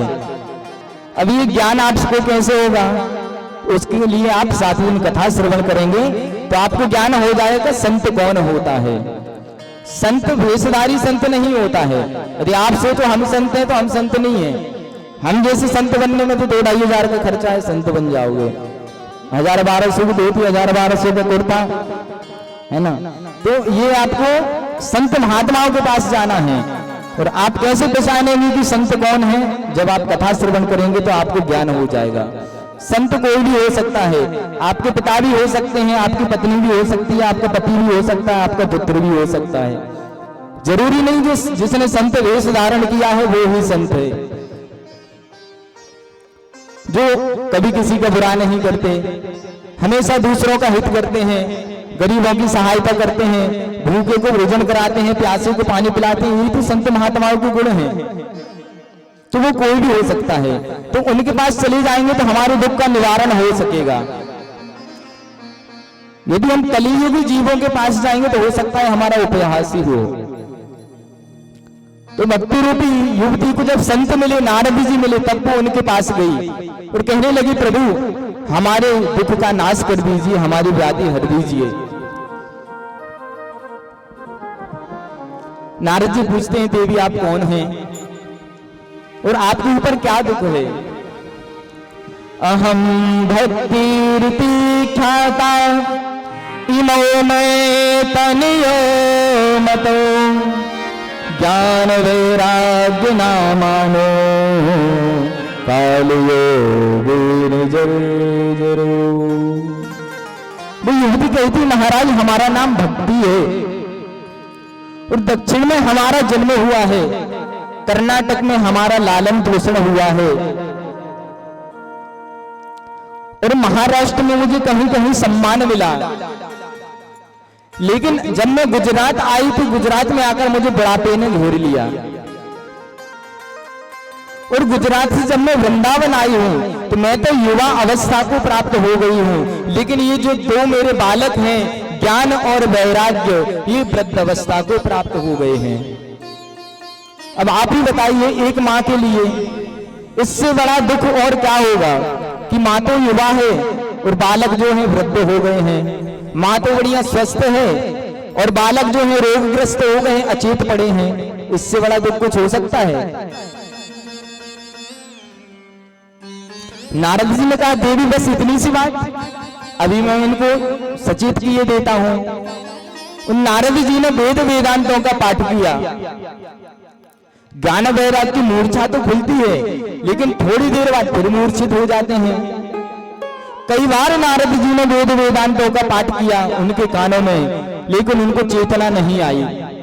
तब नारद जी को चिंता हुई, अपने लिए चिंतित नहीं थे वो, ज्ञान वैराग्य को चैतन्य करने के लिए चिंतित थे वो। तभी आकाशवाणी हुई कि नारद जी, यदि आप ज्ञान वैराग्य को चेत करना चाहते हैं तो आप कोई सत्कर्म करें। उन्होंने सोचा क्या सत्कर्म करूं, और संत महात्मा ब्राह्मणों से पूछते हुए जा रहे थे। पूछते पूछते वो बद्री का आश्रम में पहुंच गए, बद्रीनाथ, जहां पर 4 निर्मल ऋषि सनक, सनंदन, सनातन और सनत कुमार थे। वहां पर नारद जी और सनातन ऋषियों का समागम हुआ। तो पूछा, महाराज आप इतने चिंतित क्यों हो रहे हैं? तो नारद जी ने पूरी कथा उनको सुनाई। सनत कुमारों ने कहा, आप चिंता मत करिए, यदि आप ज्ञान वैराग्य को चेत करना चाहते हैं, उनको चैतन्य करना चाहते हैं, तो आप श्रीमद् भागवत महापारायण कीजिए। नारद जी ने बोला, श्रीमद् भागवत महापारायण? मैंने तो वेद वेदांतों का पाठ किया, उससे जब वो चेत नहीं हुए तो श्रीमद् भागवत से कैसे चेत होंगे? भाई वेदों से ही तो भागवत निकला है, जब हमने वेद पढ़ दिए उससे नहीं हुए, भागवत से कैसे होंगे? तब सनत कुमार नारद जी को भागवत की महिमा बताते हैं। भाई आम होता है, आम अपन सब खाते हैं, हम आप सब खाते हैं, कितना मीठा होता है, बहुत मीठा होता है, सब पसंद भी करते हैं। अब हम यदि सोचें कि आम जब इतना मीठा होता है, इसकी डाल तो और मीठी होगी, पत्ते इसके और ज्यादा मीठे होंगे, और अब हम यदि डाल पत्ते खाने जाएंगे तो हमें स्वाद आएगा? नहीं आएगा। भाई डाल का एक अलग उपयोग है, उसकी अलग महिमा है, पत्ते का अलग उपयोग है, उसकी अलग महिमा है, फल का एक अलग उपयोग है। तब नारद जी कहते हैं कि आप ऐसा कहते हैं, ठीक है, अपने भागवत कथा करते हैं। कोई भागवत कथा के लिए कोई मुहूर्त देखना है, स्थान देखना है। तो उन्होंने कहा कि भागवत के लिए कोई मुहूर्त, कोई स्थान देखने की आवश्यकता नहीं है। तदेव लगनम सुदिनम तदेव तारावलम चंद्रवलम तदेव विद्यावलम देववलम तदेव लक्ष्मीपते तैं युगम स्मरामि। जिस क्षण जीव भागवत की कथा प्रारंभ कर देता है, वह क्षण, वह घड़ी, वह समय, वह काल शुभ हो जाता है। तो कहने लगे, महाराज कौन सुनाएगा? तब सनत कुमारों ने नारद जी को श्रीमद् भागवत महापुराण की कथा श्रवण कराई और 7वें दिन भक्ति मैया और ज्ञान वैराग्य कीर्तन इत्यादि करते हुए कथा पांडाल में उपस्थित हो गए। बोलिए श्रीमद् भागवत महापुराण की जय। ऐसी श्रीमद् भागवत महापुराण की महिमा है। अब इसका आध्यात्मिक भाव देखा जाए तो विशाला क्षेत्र जो है वो हमारा हृदय है। हम अपने हृदय को ही हमें विशाल बनाना है। अब ये विशाल कैसे बनेगा? जब हम अपने माता पिता की सेवा करेंगे, गुरुजनों की सेवा करेंगे, भगवान की सेवा करेंगे, इन हाथों से सत्कर्म करेंगे, भगवान का भजन करेंगे, तो ये हमारा हृदय जो है विशाल बन जाएगा। और विशाला क्षेत्र में कौन आए थे? 4 ऋषि, सनक, सनंदन, सनातन और सनत कुमार। और 4 ये ऋषि हमारे अंदर भी विराजमान है, मन, बुद्धि, चित्त, अहंकार। 4 ऋषि वहां थे, 4 ऋषि हमारे अंदर विराजमान है। इनको हमें निर्मल बनाना है। जब ये निर्मल बन जाएंगे तो हमारे अंदर एक जीव ही है। जीव जो है इन 4 ऋषियों से आकर मिलता है। अब यदि मन, बुद्धि, चित्त, अहंकार को हमें निर्मल बनाना है तो हमें क्या करना पड़ेगा? भाई मुझे मृत्यु को याद करना है कि हमने जन्म लिया है तो एक दिन हमें जाना है और हमारे साथ कुछ नहीं जाता है। द्रव्याणि भूमौ पशुवस्य गोष्ठे नारी गृहे द्वार जन स्मशाने देहश्चितायाम परलोक मार्गे धर्मानुगो गच्छति जीव एका। द्रव्याणि भूमौ पशुवस्य गोष्ठे, जो भी हमने धन पैसा इत्यादि कमाया है सब या तो बैंक अकाउंट में रह जाएगा या तिजोरी में रह जाएगा। आपने जो बड़ी बड़ी गाड़ियां खरीद के रखी सब गैरेज में खड़ी रह जाएंगी। बड़े बड़े बंगले बनाए हैं सब जहां बनाए हैं वहीं रह जाएंगे, उसका उपभोग दूसरे करेंगे। लेकिन हम ये समझते ही नहीं है। भाई यदि हमारा जीवन हो भी गया है तो हम सोचते हैं हमारे पुत्र के लिए हम घर बना के दे दें, हमारे पुत्र के लिए हम गाड़ी दे दें, पुत्र के लिए बिजनेस कर दें। तो ये हम बहुत गलत सोचते हैं। सब अपना प्रारब्ध का लेकर आते हैं। कोई किसी को ना दे सकता है ना कोई किसी का ले सकता है। सब अपना प्रारब्ध कर लेकर आते हैं। अब यहाँ पर कई लोग ऐसे बैठे होंगे जो 15-20 साल भी पहले सोचे, जिनके पास कुछ नहीं होगा और आज उनके पास घर भी होगा, गाड़ी भी होगी, सब होगा। और कई लोग ऐसे हैं जिनके पूर्वज लाखों की संपत्ति छोड़कर गए होंगे और आज उनके पास कुछ नहीं होगा। तो यदि हमारे प्रारब्ध में है तो हमारे पास आ जाएगा कहीं से भी, और प्रारब्ध में नहीं है तो आप चाहे अकाउंट भर के रख दो, चाहे 4 गाड़ियां खड़ी कर दो, 4 घर बना दो, वो चला जाएगा, क्योंकि हमारे प्रारब्ध में ही नहीं है। हमारे देश के जो प्रधानमंत्री हैं वो चाय बेचते थे ना, प्रारब्ध में था, मंत्री पद पे हैं। तो भाई किसी का प्रारब्ध का ना कोई ले सकता है ना किसी को कोई प्रारब्ध से अधिक दे सकता है। तो हमने जो धन इत्यादि कमाया सब यहीं रह जाएगा। नारी ग्रह द्वार जन स्मशाने, भाई आपकी पत्नी आपके घर तक साथ देगी, आपका पति स्मशान तक साथ देगा। और हम अपना जो समय, हमारे जो मित्रवर हैं, रिश्तेदार हैं, उनके लिए जो हमें इतना समय देते रहते हैं, तो हमारा कहां तक साथ देंगे? स्मशान तक जाएंगे, बस आधा किलोमीटर जाएंगे, उसके बाद सब वापस जाएंगे आपको छोड़कर। और हमारा यही जो शरीर है, कितना समय देना पड़ता है इस शरीर को? भाई कटिंग भी करवाना, दाढ़ी भी बनवाना, स्नान भी करना, ब्रश भी करना, दुर्गंध आएगी, लिपस्टिक भी लगाना, आई लाइनर भी लगाना, हाँ फेशियल भी कराना, कितना नहीं करना पड़ता है आप लोग बताएं। तो ये हमारा कहां तक साथ देगा? जब तक अग्नि नहीं लग रही। जैसे ही हमारी शरीर में अग्नि लगेगी, मात्र 5 मिनट लगेंगे, 2 मुट्ठी राख बन के रह जाएगा। तो हमारे साथ कहा जाएगा देहश्चितायाम परलोक मार्गे, हमारे देह के साथ वही जाता है धर्मानुगो गच्छति जीवेका। आपने जो धार्मिक कार्य किए हैं, आपने किसी कन्या का विवाह किया है, भूखों को भोजन कराया है, माता पिता की सेवा की है, यज्ञ पुराण आदि इत्यादि करवाए हैं, कोई जलाशय का निर्माण करवाया है, मंदिर का निर्माण करवाया है, कोई दान पुण्य किया है, सिर्फ वो आपके साथ में जाएंगे। जाएगा जब यहां से कुछ भी न पाएगा,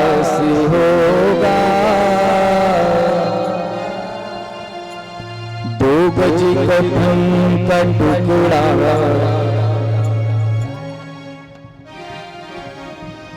जाएगा जब यहाँ से कुछ भी ना पास होगा, 2 गज कफन का टुकड़ा तेरा लिबास होगा, 2 गज कफन का टुकड़ा तेरा लिबास होगा, 2 गज कफन का टुकड़ा तेरा लिबास होगा, 2 गज कफन का टुकड़ा तेरा लिबास होगा। जाएगा जब यहाँ से, जाएगा जब यहाँ से कुछ भी ना पास होगा, 2 गज कफन का टुकड़ा तेरा लिबास होगा, 2 गज कफन का टुकड़ा तेरा लिबास होगा।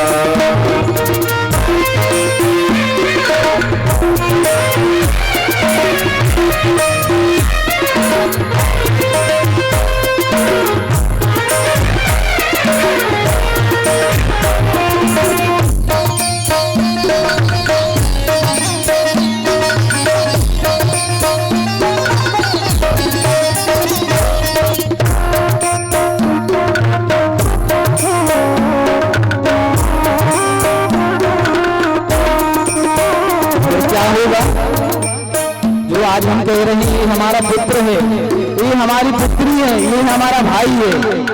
अरे यही लोग आपको छूकर आएंगे तो स्नान करके अंदर जाएंगे, यही लोग जिनके साथ आप हमेशा रह रहे हैं, यही लोग स्नान करेंगे आपको छूकर।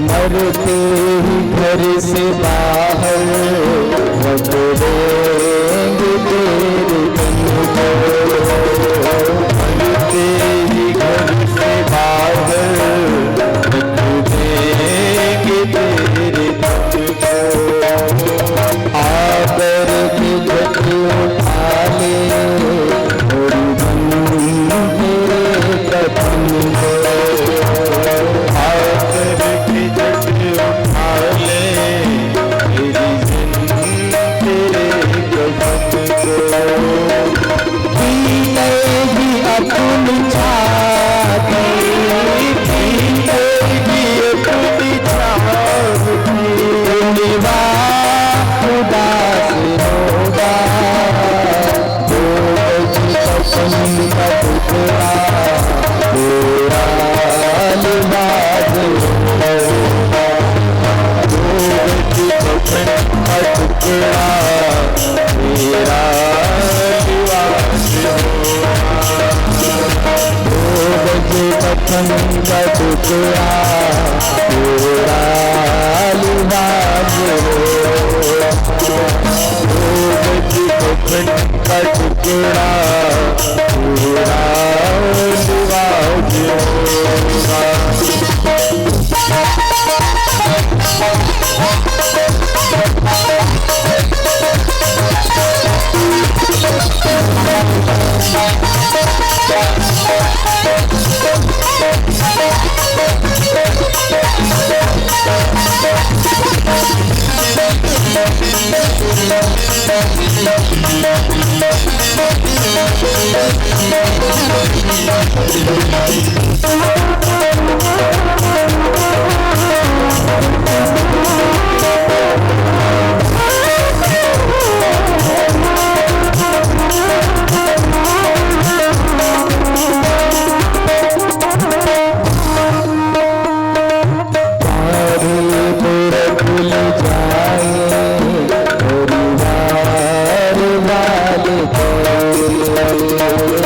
आगे पे रख ले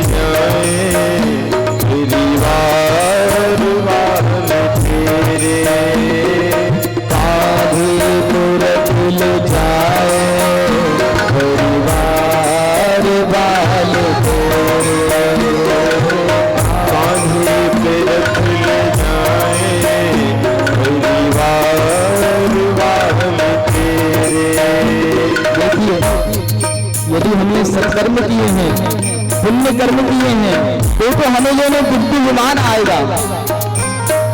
लेकिन हम इस माया जाल में ही उलझे रहे, कोई सत्कर्म, कोई अपनी सदगति के लिए कोई कार्य नहीं किया है तो क्या होगा? ले पकड़ के डालो पकड़ के डालेंगे देगा आग तुझको, देगा आग तुझको, ताज खास होगा,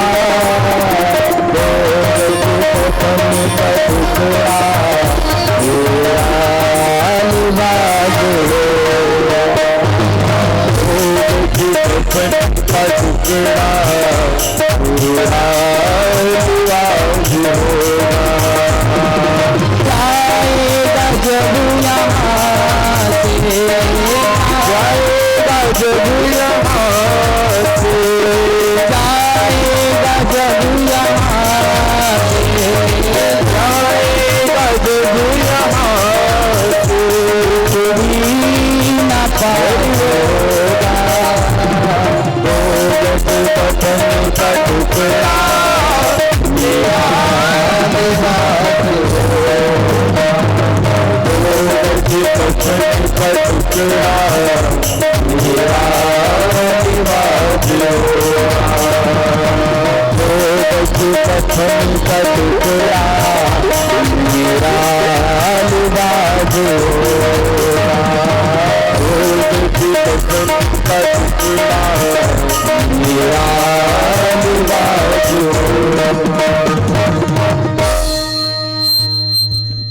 बोलिए वृंदावन बिहारी लाल की, श्रीमद् भागवत महापुराण की जय। यह बिल्कुल सत्यता है जीवन की, जो हम और आप सब करते हैं। इसलिए जीते जी हमको हमारी सद्गति के लिए कुछ प्रयत्न कर लेना चाहिए, सत्कर्म कर लेना चाहिए। श्रीमद् भागवत महापुराण की कथा अति दिव्य है, इसका वर्णन कौन कर सकता है? जबकि मैं तो एक बालक हूं, जैसे हनुमान जी महाराज की प्रेरणा हो रही है वैसे मैं कथा बोल रहा हूं। तो श्रीमद् भागवत महापुराण जो है साक्षात श्री कृष्ण भगवान का ही स्वरूप है। श्री कृष्ण भगवान जब इस धराधाम से जा रहे थे अपने गोलोक धाम को, तब वह अपने तेजस्वी रूप को श्रीमद् भागवत महापुराण में विराजमान करके गए थे। ऐसा एकादश स्कंद में लिखा है। श्रीमद् भागवत महापुराण जो है शब्द में ही साक्षात भगवान की ही मूर्ति है। भागवत कथा के दर्शन मात्र से, श्रवण मात्र से, पूजन करने मात्र से हमारे सारे पाप नष्ट हो जाते हैं। जिस क्षेत्र में श्रीमद् भागवत महापुराण की कथा होती है, उस क्षेत्र में कभी दरिद्रता नहीं आती, उस क्षेत्र में कभी अकाल मृत्यु नहीं होती, हमेशा सुख शांति का वास रहता है। श्रीमद् भागवत महापुराण कथा श्रवण करने की महिमा का वर्णन एक आत्मदेव नामक ब्राह्मण का चरित्र चित्रण करके बतलाया गया है। देखिए समय तो हो गया है कथा का, लेकिन आज कथा लेट शुरू हुई है। यदि आप लोग चाहें तो आधे घंटा और कर लें कोई काम ना हो तो भागवत कथा श्रवण करने की जो महिमा है, वह एक आत्मदेव नाम के जो ब्राह्मण थे, उनके जीवन का चरित्र चित्रण करके बतलाया गया है। क्योंकि बिना दृष्टांत के सिद्धांत समझ में नहीं आते हैं। यदि हमको सिद्धांत समझना है तो हमें दृष्टांत का सहारा तो लेना पड़ेगा। तुंगभद्रा तटे पूर्वम मभूत पत्तन यत्र वर्ण सधर्मयो सत्य सत्य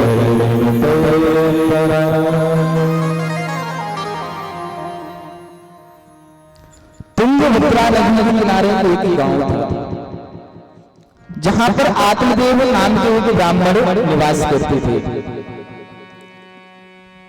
उनकी पत्नी का नाम था धुंधली। आत्मदेव जो थे, जैसा उनका नाम है आत्मदेव, बड़े धर्मनिष्ठ आदमी थे, भगवान की बड़ी सेवा पूजा अर्चना करते थे। लेकिन उनकी जो पत्नी थी धुंधली, वो बड़ी क्रूर स्वभाव की थी, बड़ी टेढ़ी थी, तर्क को तर्क करने वाली थी, एक दूसरे की नुक्ताचीनी करने वाली थी।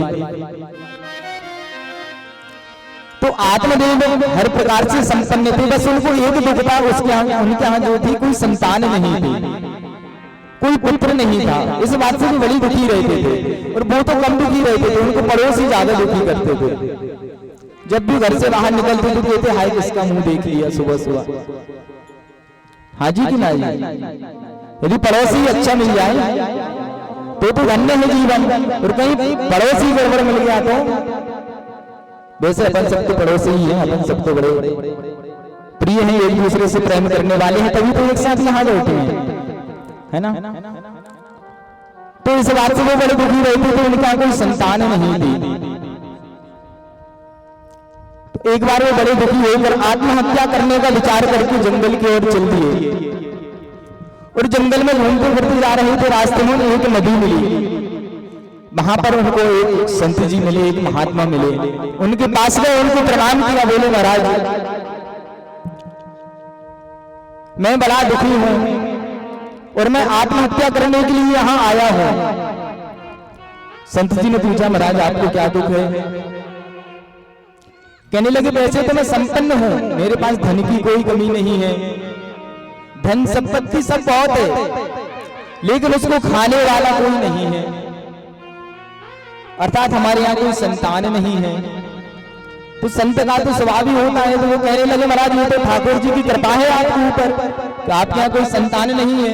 संतान तो भाई दुख का कारण होता है, आप तो उलझ जाएंगे। तो संतान नहीं है इसलिए आप तो भगवान का भजन करें। संत का तो स्वभाव ही होता है सीताराम सीताराम सीताराम कहिए, जे ही विधि राखे राम ते ही विधि रहिए।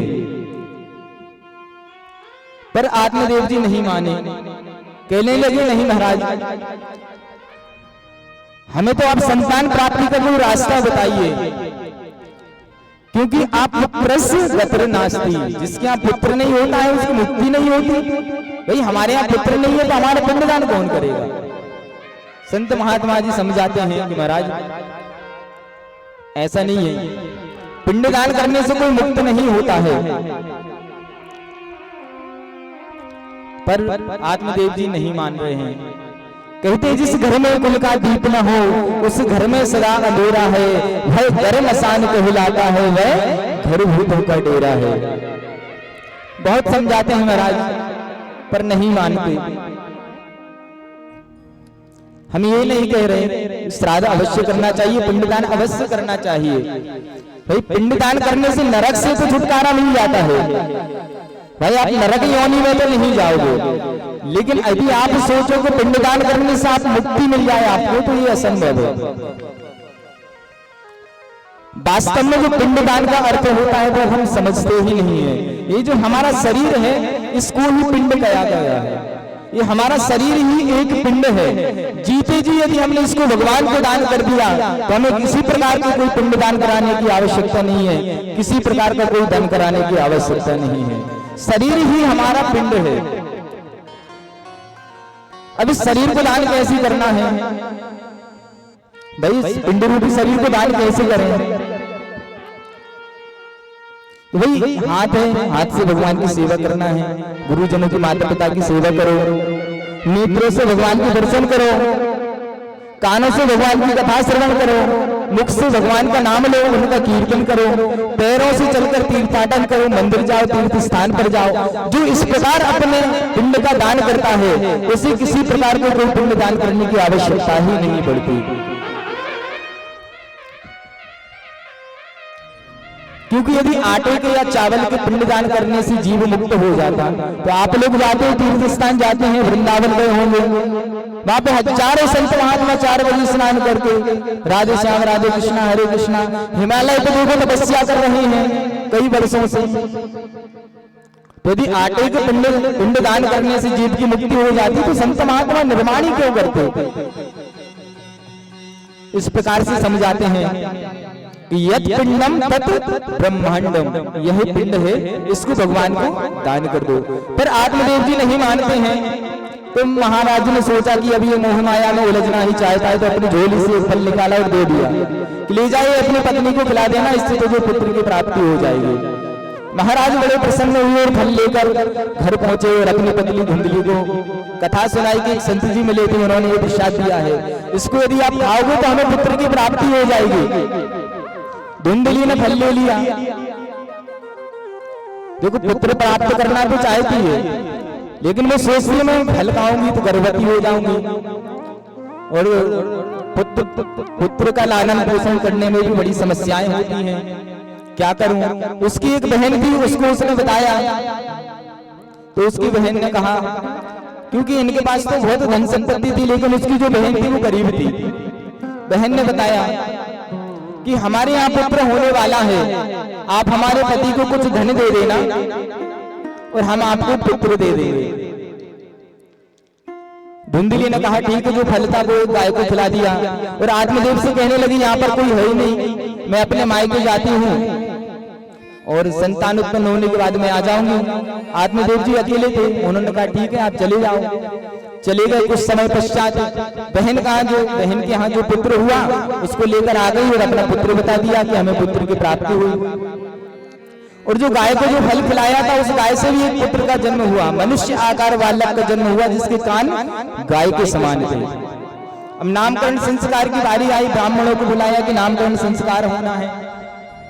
धुंधली कहने लगी नहीं हमारा पुत्र नाम तो हम ही रखेंगे। तो कहला हमारा नाम धुंधली है तो हमारे पुत्र का नाम धुंधकारी। जो गाय से जो पुत्र उत्पन्न हुआ था आत्मदेव जी ने उसका नाम रखा गोकर्ण। आजकल भाई बहुत कम लोग ही जाते हैं ब्राह्मणों के यहाँ, क्योंकि अभी आगे कथाएं आएंगी कि हमारे जीवन को हमें ऐसा बना लेना चाहिए कि अंत समय जब हमारी मृत्यु हो तब हमें भगवान की याद आए। तो पहले ब्राह्मणों से लोग नाम रखवाते थे, तो लड़की का नाम रखते थे लक्ष्मी, भागवती, सरस्वती, हाँ लड़के का नाम रखते थे नारायण, कृष्ण, इस प्रकार नाम रखते थे कि यदि आप भगवान को नहीं भी बुलाओगे तो जब आप पर दुख होएगा तो आप अपने पुत्र को तो बुलाओगे तो आपकी सदगति हो जाएगी। और आजकल स्वयं ही रख लेते हैं चिंकू पिंकू मिंकू, हाँ लड़कियां हुई तो स्वीटी, आप ही बताइए ना। इसलिए भाई जो जिसका कार्य है वो उससे ही करवाना चाहिए। भाई ब्राह्मणों का जो कार्य है वो आप क्यों कर रहे हैं? भाई ब्राह्मणों का कार्य है उनसे आप नाम रखवाओ। तो कहने लगी महाराज हम ही नाम रखेंगे और उसने नाम रख लिया धुंधकारी। कुछ समय पश्चात दोनों बालक बड़े हुए। गोकर्ण पंडितो ज्ञानी धुंधकारी महाकला। गोकर्ण महाराज जो हैं बड़े पंडित और ज्ञानी हुए, धर्म में बड़ी निष्ठा रखते थे। और धुंधकारी जो है बड़ा खल प्रवृत्ति का हुआ, बड़ा दुष्ट निकला। बड़ा होने पर नाना प्रकार के अत्याचार करने लगा। छोटे छोटे बालक जो रहते थे उनको मारने लगा। यदि रास्ते में कहीं अंधे लोग निकल के जा रहे हैं उन्हें पकड़ के ले जाता है, कुआं में डालाता है। नाना प्रकार के पाप कर्म करने लगा, जुआ खेलने लगा, शराब का सेवन करने लगा। सुखदेव जी महाराज कहते हैं स्नान शौच क्रियाहीनो दुर्भक्षी क्रोध वर्धिता दुष्परिग्रह करता था सब हस्ते भोजनम। अपवित्र रहता था, स्नान नहीं करता था। दुर्भक्षी क्रोध वर्धिता, अति क्रोधी था। खाने पीने का कोई परहेज नहीं करता था, सात्विक भोजन नहीं करता था, कुछ भी खा लेता था। शराब का सेवन करता था। और फिर कहते हैं सब हस्तेन चा भोजनम, सबके हाथ का छुआ हुआ भी भोजन कर लेता था। अब महाराज आप सोचेंगे सब हस्ते न भोजनम, ये बात थोड़ी समझ में नहीं आई कि सबके हाथ का, यदि वो सब है तो उसमें शक्ति नहीं है, तो उसके हाथ का भोजन कैसा। तो गोस्वामी तुलसीदास जी ने 14 प्राणी जो हैं सबके समान बताए हैं, मुर्दे के समान बताए हैं। कौल काम बस कृपण विमूढ़ा, अति दरिद्र अजसी अति मूढ़ा, सदा रोग बस संतत क्रोधी, विष्णु भगत और संत विरोधी, तनु पोषक निंदक अगखानी, जीवत सब सम चरे बहे प्राणी। ये 14 प्राणी जो है सबके सामान बताए गए हैं, इनके हाथ का कभी भोजन नहीं करना चाहिए। इसलिए किया है, कहा है सब हस्ते न भोजनम, किसी के हाथ का भी भोजन कर लेता था। आपने देखा होगा संत महात्मा होते हैं हर किसी का हाथ का भोजन नहीं करते, क्योंकि अपन कहते हैं ना जैसा खाओगे अन्न वैसा होगा मन। इसलिए भोजन बड़ा पवित्र करना चाहिए, धर्म से कमाया हुआ, जो मेहनत करके हमने कमाया है वो ही भोजन हमें ग्रहण करना चाहिए। इसलिए सब हस्ते न भोजनम। स्नान शौच क्रियाहीनो, भाई लिखा है कि अपवित्र रहता था, ऐसा तो है नहीं भाई, रोज स्नान नहीं करता होगा तो 2-4 दिन में तो करता ही होगा, 8 दिन में 15 दिन में तो करता ही होगा। लेकिन यदि स्नान करने के बाद कोई सत्कर्म ना किया जाए, भगवान की अर्चना ना की जाए, भगवान की वंदना ना की जाए, संध्या नहीं किया जाए, तो वो स्नान पशु स्नान के समान होता है। भाई स्नान तो पशु भी करते हैं। अब आपने देखा होगा महिष होता है, महिषा समझ रहे हैं ना, भैंस, वो तो परमानेंट हमेशा ही बिल्कुल जलाशय में रहता है। भाई स्नान तो पशु भी करते हैं, लेकिन स्नान करने के बाद यदि सत्कर्म नहीं किया तो वो आपका स्नान कोई काम का नहीं है। इसलिए सम्यक ध्यान अवश्य करना चाहिए, और हमारे बेटा बेटी को भी एक शिक्षा देना चाहिए, हमारे धर्म के बारे में, हमारी संस्कृति के बारे में बताना चाहिए, क्योंकि हमारे धर्म और हमारी संस्कृति धीरे धीरे लुप्त होती जा रही है।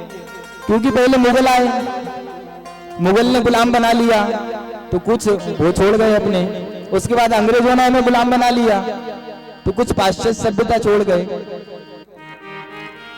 है ना। तो लेकिन धर्म के बारे में और हमारे सनातन के बारे में हम उनको कब बताएंगे, जब हमें पता होगा। भाई उसके लिए हमें सत्संग में आएंगे, हमें पता होगा, जब तो हम उन्हें बताएंगे।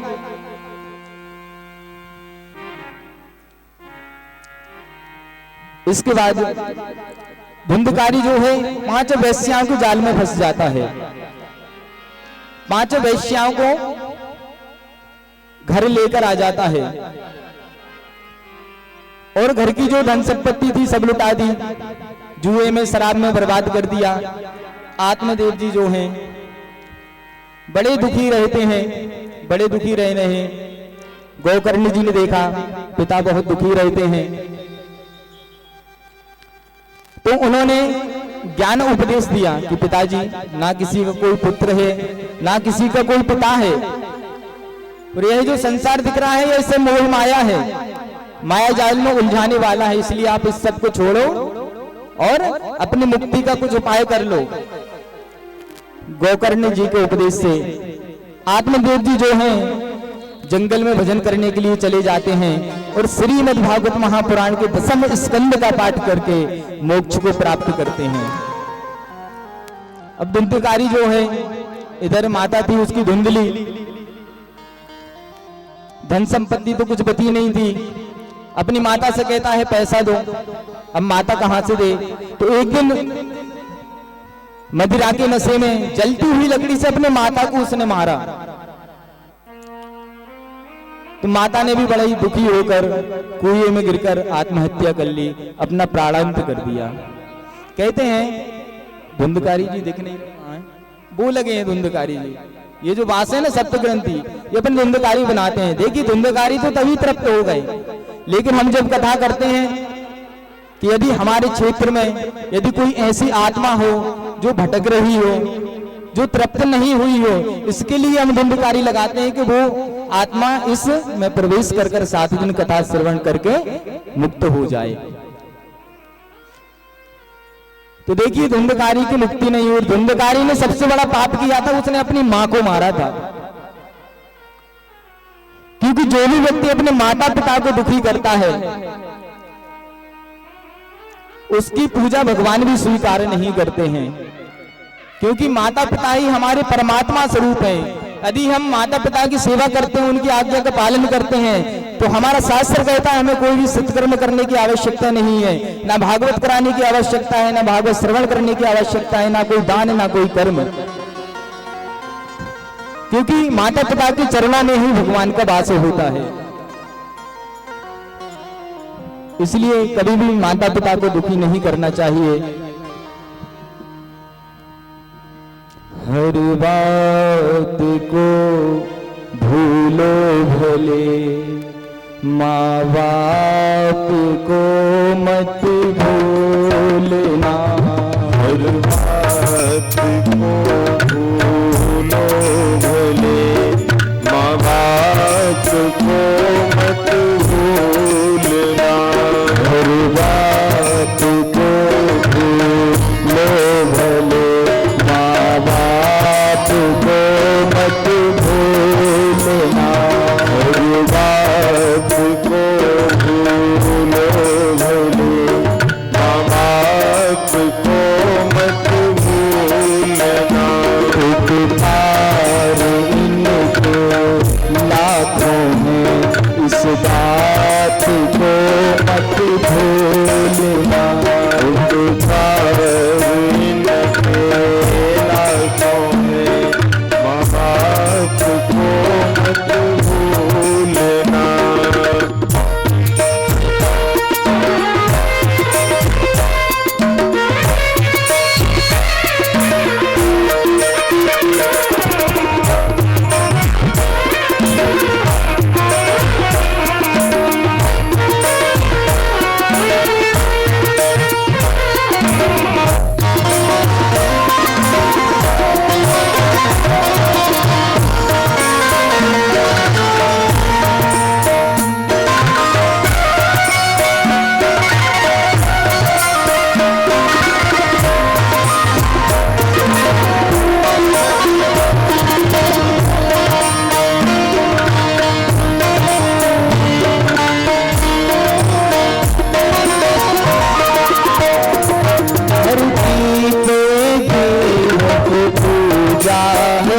भगवान को लाख मनाया है।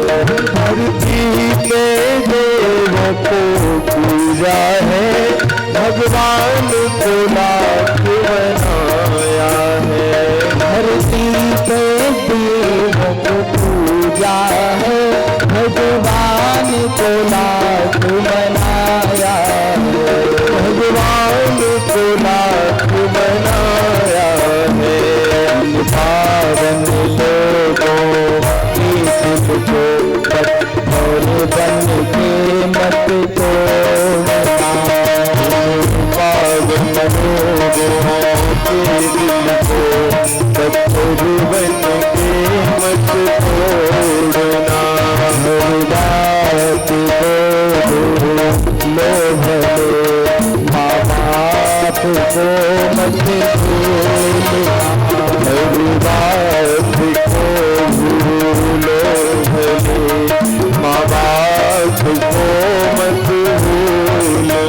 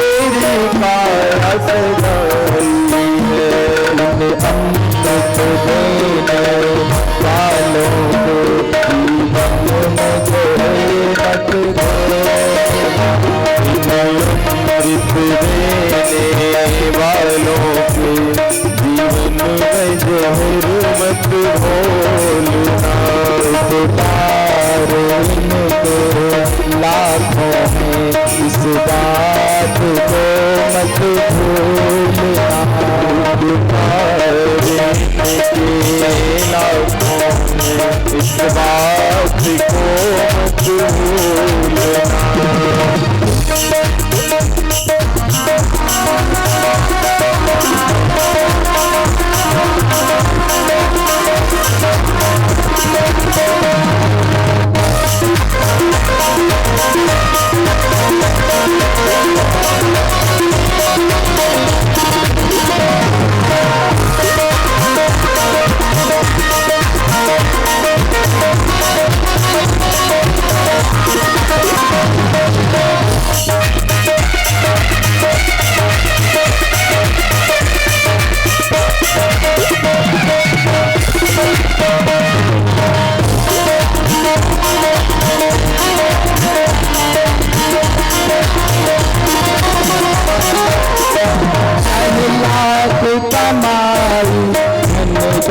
मत यह बंगला कोठी बनाई, हम लाख कमाई धन दौलत बंगला कोठी बनाई, चाहे लाख कमाई धन दौलत यह बंगला कोठी बनाई, चाहे लाख कमाई धन दौलत ये बंगला कोठी बनाई है। माँ बाप बिना खुश है तेरे बेकारी तेरे सब कमाई, माँ बाप बिना खुश है तेरे बेकार की सारी कमाई है। यह लाख नहीं यह हाथ है सब इस राज को मत भूलना, बात नहीं है खाती है सब इस बात को मत भूलना, हर बात को भूलो भले माँ बाप को मत भूलना, हर बात को भूलो भले माँ बाप को मत भूलना,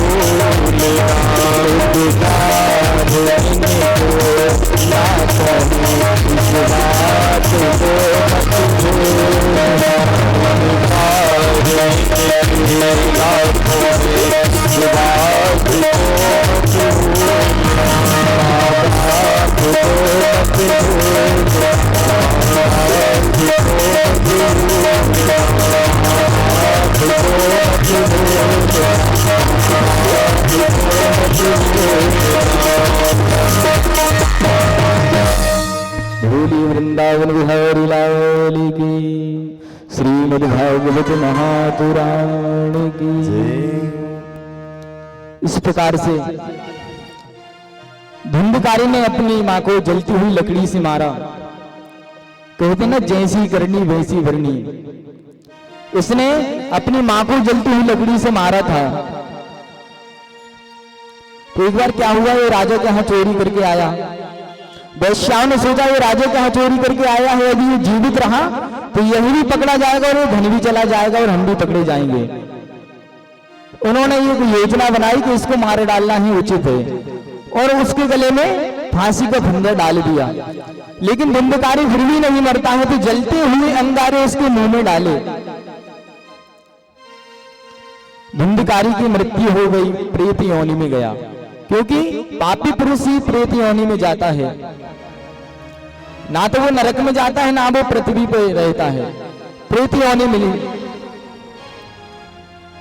गोकर्ण जी को पता चला कि हमारे भाई की मृत्यु हो गई है। गया जी में जाकर उन्होंने श्राद्ध किया। एक दिन महाराज गोकर्ण जी घूमते फिरते हुए अपने गांव गए। देखा उनका जो पुराना मकान था खंडर हो गया था। रात्रि का समय था, उसी में ही रुक गए। रात को जब वो सो रहे थे तो उनको किसी की रोने की आवाज आई। गोकर्ण जी महाराज उठे, पूछा भाई तू कौन है? भूत है, प्रेत है, पिशाच है, राक्षस है, कौन है? धुंधकारी कहता है अहम भ्राता तदीयोस्मि धुंधकारी तो नाम था। भैया मैं आपका भाई धुंधकारी हूं। गोकर्ण जी कहते मैंने गाजी में तेरा श्राद्ध कर दिया और तू अभी तक तृप्त नहीं हुआ। धुंधकारी कहते हैं भैया आप ऐसे हजारों श्राद्ध भी कर दोगे तो भी मैं तृप्त नहीं होऊंगा, क्योंकि मैंने इतने पाप किए हैं, इतने पाप किए हैं, आप मेरी मुक्ति का कोई और उपाय कीजिए। गोकर्ण जी महाराज ने कहा ठीक है, आप अपने स्थान को जाइए, हम विचार करेंगे। दूसरे दिन सूर्य भगवान को अर्घ्य देते समय गोकर्ण जी महाराज ने पूछा कि महाराज भगवान मेरा भाई जो है प्रेत योनि में है, उसको प्रेत योनि से छुटकारा कैसे मिलेगा, उसे मुक्ति कैसे होगी। सूर्य भगवान ने हृदय में प्रकाश डाला कि श्रीमद् भागवत महापुराण का सहारा लो, पारायण करो, उससे आपके भाई की मुक्ति हो जाएगी। गोकर्ण जी महाराज ने श्रीमद् भागवत महापुराण की कथा का पारायण किया। धुंधकारी कथा श्रवण करने आया, प्रेत है, आता है बैठता है, हवा का झोंका आता है उड़ के चला जाता है, फिर आता है बैठता है, कोई भक्त आते हैं उसके ऊपर पैर रख देते हैं, क्योंकि प्रेत है दिखाई तो देता नहीं है। तो पहले क्या है, अभी ये टेंट की व्यवस्थाएं हो गई, पहले ये टेंट नहीं था, बांस का मंडप बनता था। तो बांस का मंडप था, जैसा एक लोहे का पाइप लगा है ऐसा बांस का डंडा लगा हुआ था, उसमें एक छिद्र था, वायु रूप में था, प्रेत था, उस छिद्र में से बांस में प्रविष्ट कर गया और 7 दिन उसने कथा श्रवण की। प्रत्येक दिन कथा श्रवण करता है, बांस की एक ग्रंथि फट जाती है। 7 दिन उसने कथा श्रवण की। 7वें दिन परीक्षित मोक्ष की कथा के दिन 7वीं ग्रंथि फटी और उस ग्रंथि में से एक दिव्य पुरुष प्रकट हुआ और महाराज गोकर्ण जी को कहने लगा, धन्या भागवती वार्ता प्रेत पीड़ा विनाशिनी। ये भागवत की कथा प्रेत पीड़ा का नाश करने वाली धन्य कथा है, मैं बारंबार प्रणाम करता हूं। और भी लोगों ने कथा सुनी, वो कहने लगे महाराज कथा तो हमने भी सुनी, लेकिन मुक्ति सिर्फ धुंधकारी की हुई, ऐसा क्यों हुआ। तो देखिए कथा जो है, भागवत कथा को कल्प वृक्ष भी कहा जाता है। कल्प वृक्ष समझते हैं, कल्प वृक्ष जो सागर मंथन में निकला था, जो कि स्वर्ग में विराजमान है।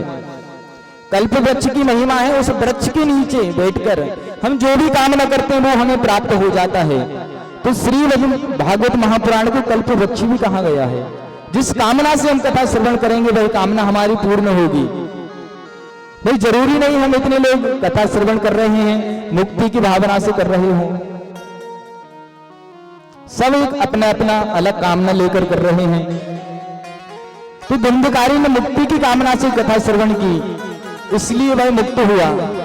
अब मान के चलो अभी 7वें दिन यहां विमान आ भी जाए, तो कोई बैठेगा क्या विमान में? कोई नहीं बैठेगा। बैठोगे भाई, भगवान का भी विमान भी आ जाएगा तो हम ऐसे हम भगवान को भी लौटा देंगे, बोल देंगे महाराज अभी रुक जाओ, हमें अपनी बेटी का विवाह करना है, हमें अपने पुत्र का विवाह करना है, अभी हमें उससे पैसे लेना है, हमारी रजिस्ट्री होने वाली है, कल भगवान को भी वापस कर देंगे। तो धुंधकारी ने मुक्ति की भावना से कथा श्रवण की, इसलिए मुक्त हो गया। वो भगवान के विमान आया, उसमें बैठकर भगवान के गोलोक धाम को चला गया। उसके बाद गोकर्ण जी महाराज जी ने पुनः कथा की और सभी ने बड़ी श्रद्धा और भाव के साथ कथा श्रवण की। तो वहां के जीव जंतु, कथा श्रोता और वक्ता सहित हजारों भगवान के विमान आए और सभी विमान में विराजमान होकर गोलोक शाश्वत धाम को चले गए। बोलिए श्रीमद् भागवत महापुराण की आज की कथा मैं श्री हरि भगवान के चरणों में समर्पित करता हूं। आइए 2 मिनट भगवान नाम संकीर्तन, उसके बाद मंगलमय आरती। जय राधे राधे राधे गोविंद राधे राधे राधे राधे गोविंद राधे। जय राधे राधे राधे गोविंद राधे राधे राधे राधे गोविंद राधे गोविंद राधे गोपाल राधे गोविंद राधे गोपाल राधे गोविंद राधे गोपाल राधे गोविंद राधे गोपाल राधे। जय राधे राधे गोविंद राधे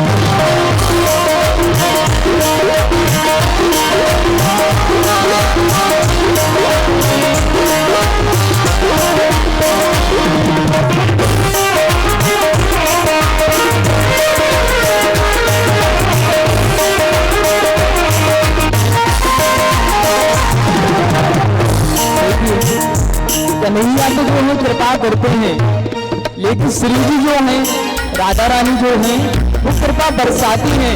तभी उनको कहते हैं बरसाने वाली राधे, राधे राधे राधे, बरसाने वाली राधे, राधे राधे राधे बरसाने वाली राधे, जय राधे राधे राधे, बरसाने वाली राधे, जय राधे राधे राधे बरसाने वाली राधे, जय राधे राधे राधे, बरसाने वाली राधे, जय राधे राधे राधे बरसाने वाली राधे, राधे राधे राधे, बरसाने वाली राधे, राधे राधे राधे बरसाने वाली राधे,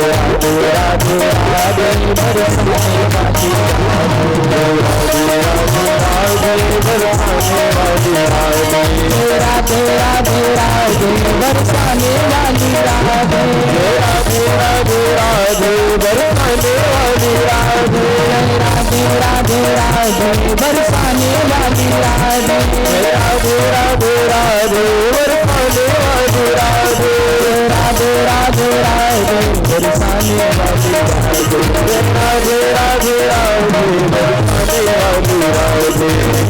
देखिए कीर्तन सभी को करना चाहिए, बड़े भाव के साथ तालियों की सेवा करते हुए। जय राधे राधे राधे बरसाने वाली राधे, राधे राधे राधे बरसाने वाली राधे, राधे राधे बरसाने वाली राधे, राधे राधे राधे बरसाने वाली राधे, राधे राधे राधे बरसाने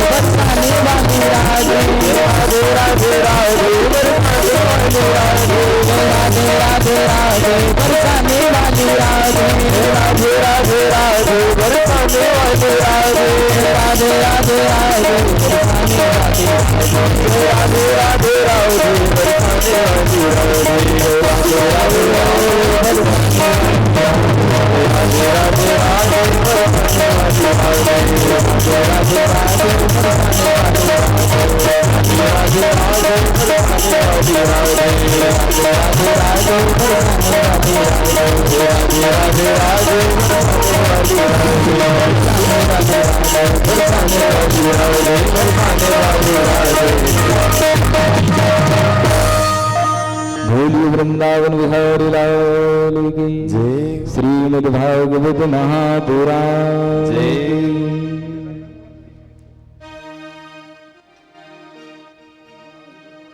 सभी भक्त अपने स्थान पर खड़े हो जाएंगे।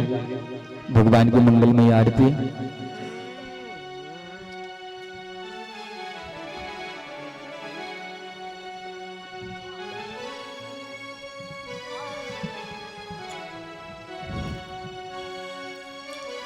भैया एक आरती आगे रख लेंगे आप लोग और 2 आरती पीछे पहुंचा देंगे। सभी भक्त आरती करेंगे।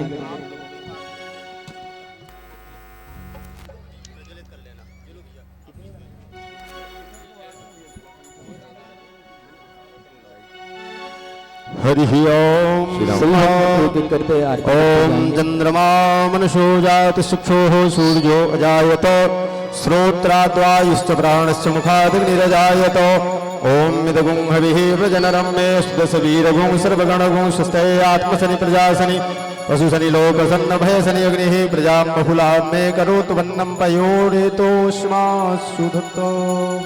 श्रीवां की बिहारी तेरी आरती गाऊं, श्रीवां की बिहारी तेरी आरती गाऊं, गिरधर तेरी आरती गाऊं, गिरधर तेरी आरती गाऊं, आरती गाऊं प्यारे आपको मनाऊं, आरती गाऊं प्यारे आपको मनाऊं, आरती गाऊं प्यारे आपको मनाऊं, आरती गाऊं प्यारे आपको मनाऊं, श्याम सुंदर तेरी आरती गाऊं, श्याम सुंदर तेरी आरती गाऊं, मोर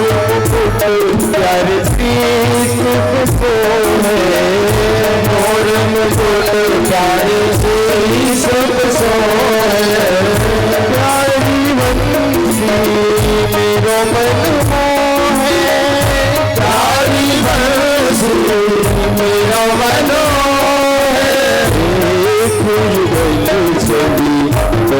हरि राम एक बल छवि बलि बलि राम हरि तेरी आरती गाऊं बिहारी तेरी आरती गाऊं चरणों से निकली है गंगा प्यारी चरणों से निकली है गंगा प्यारी जिसने तारी दुनिया तारी जिसने तारी दुनिया तारे चरणों के दर्शन पाओ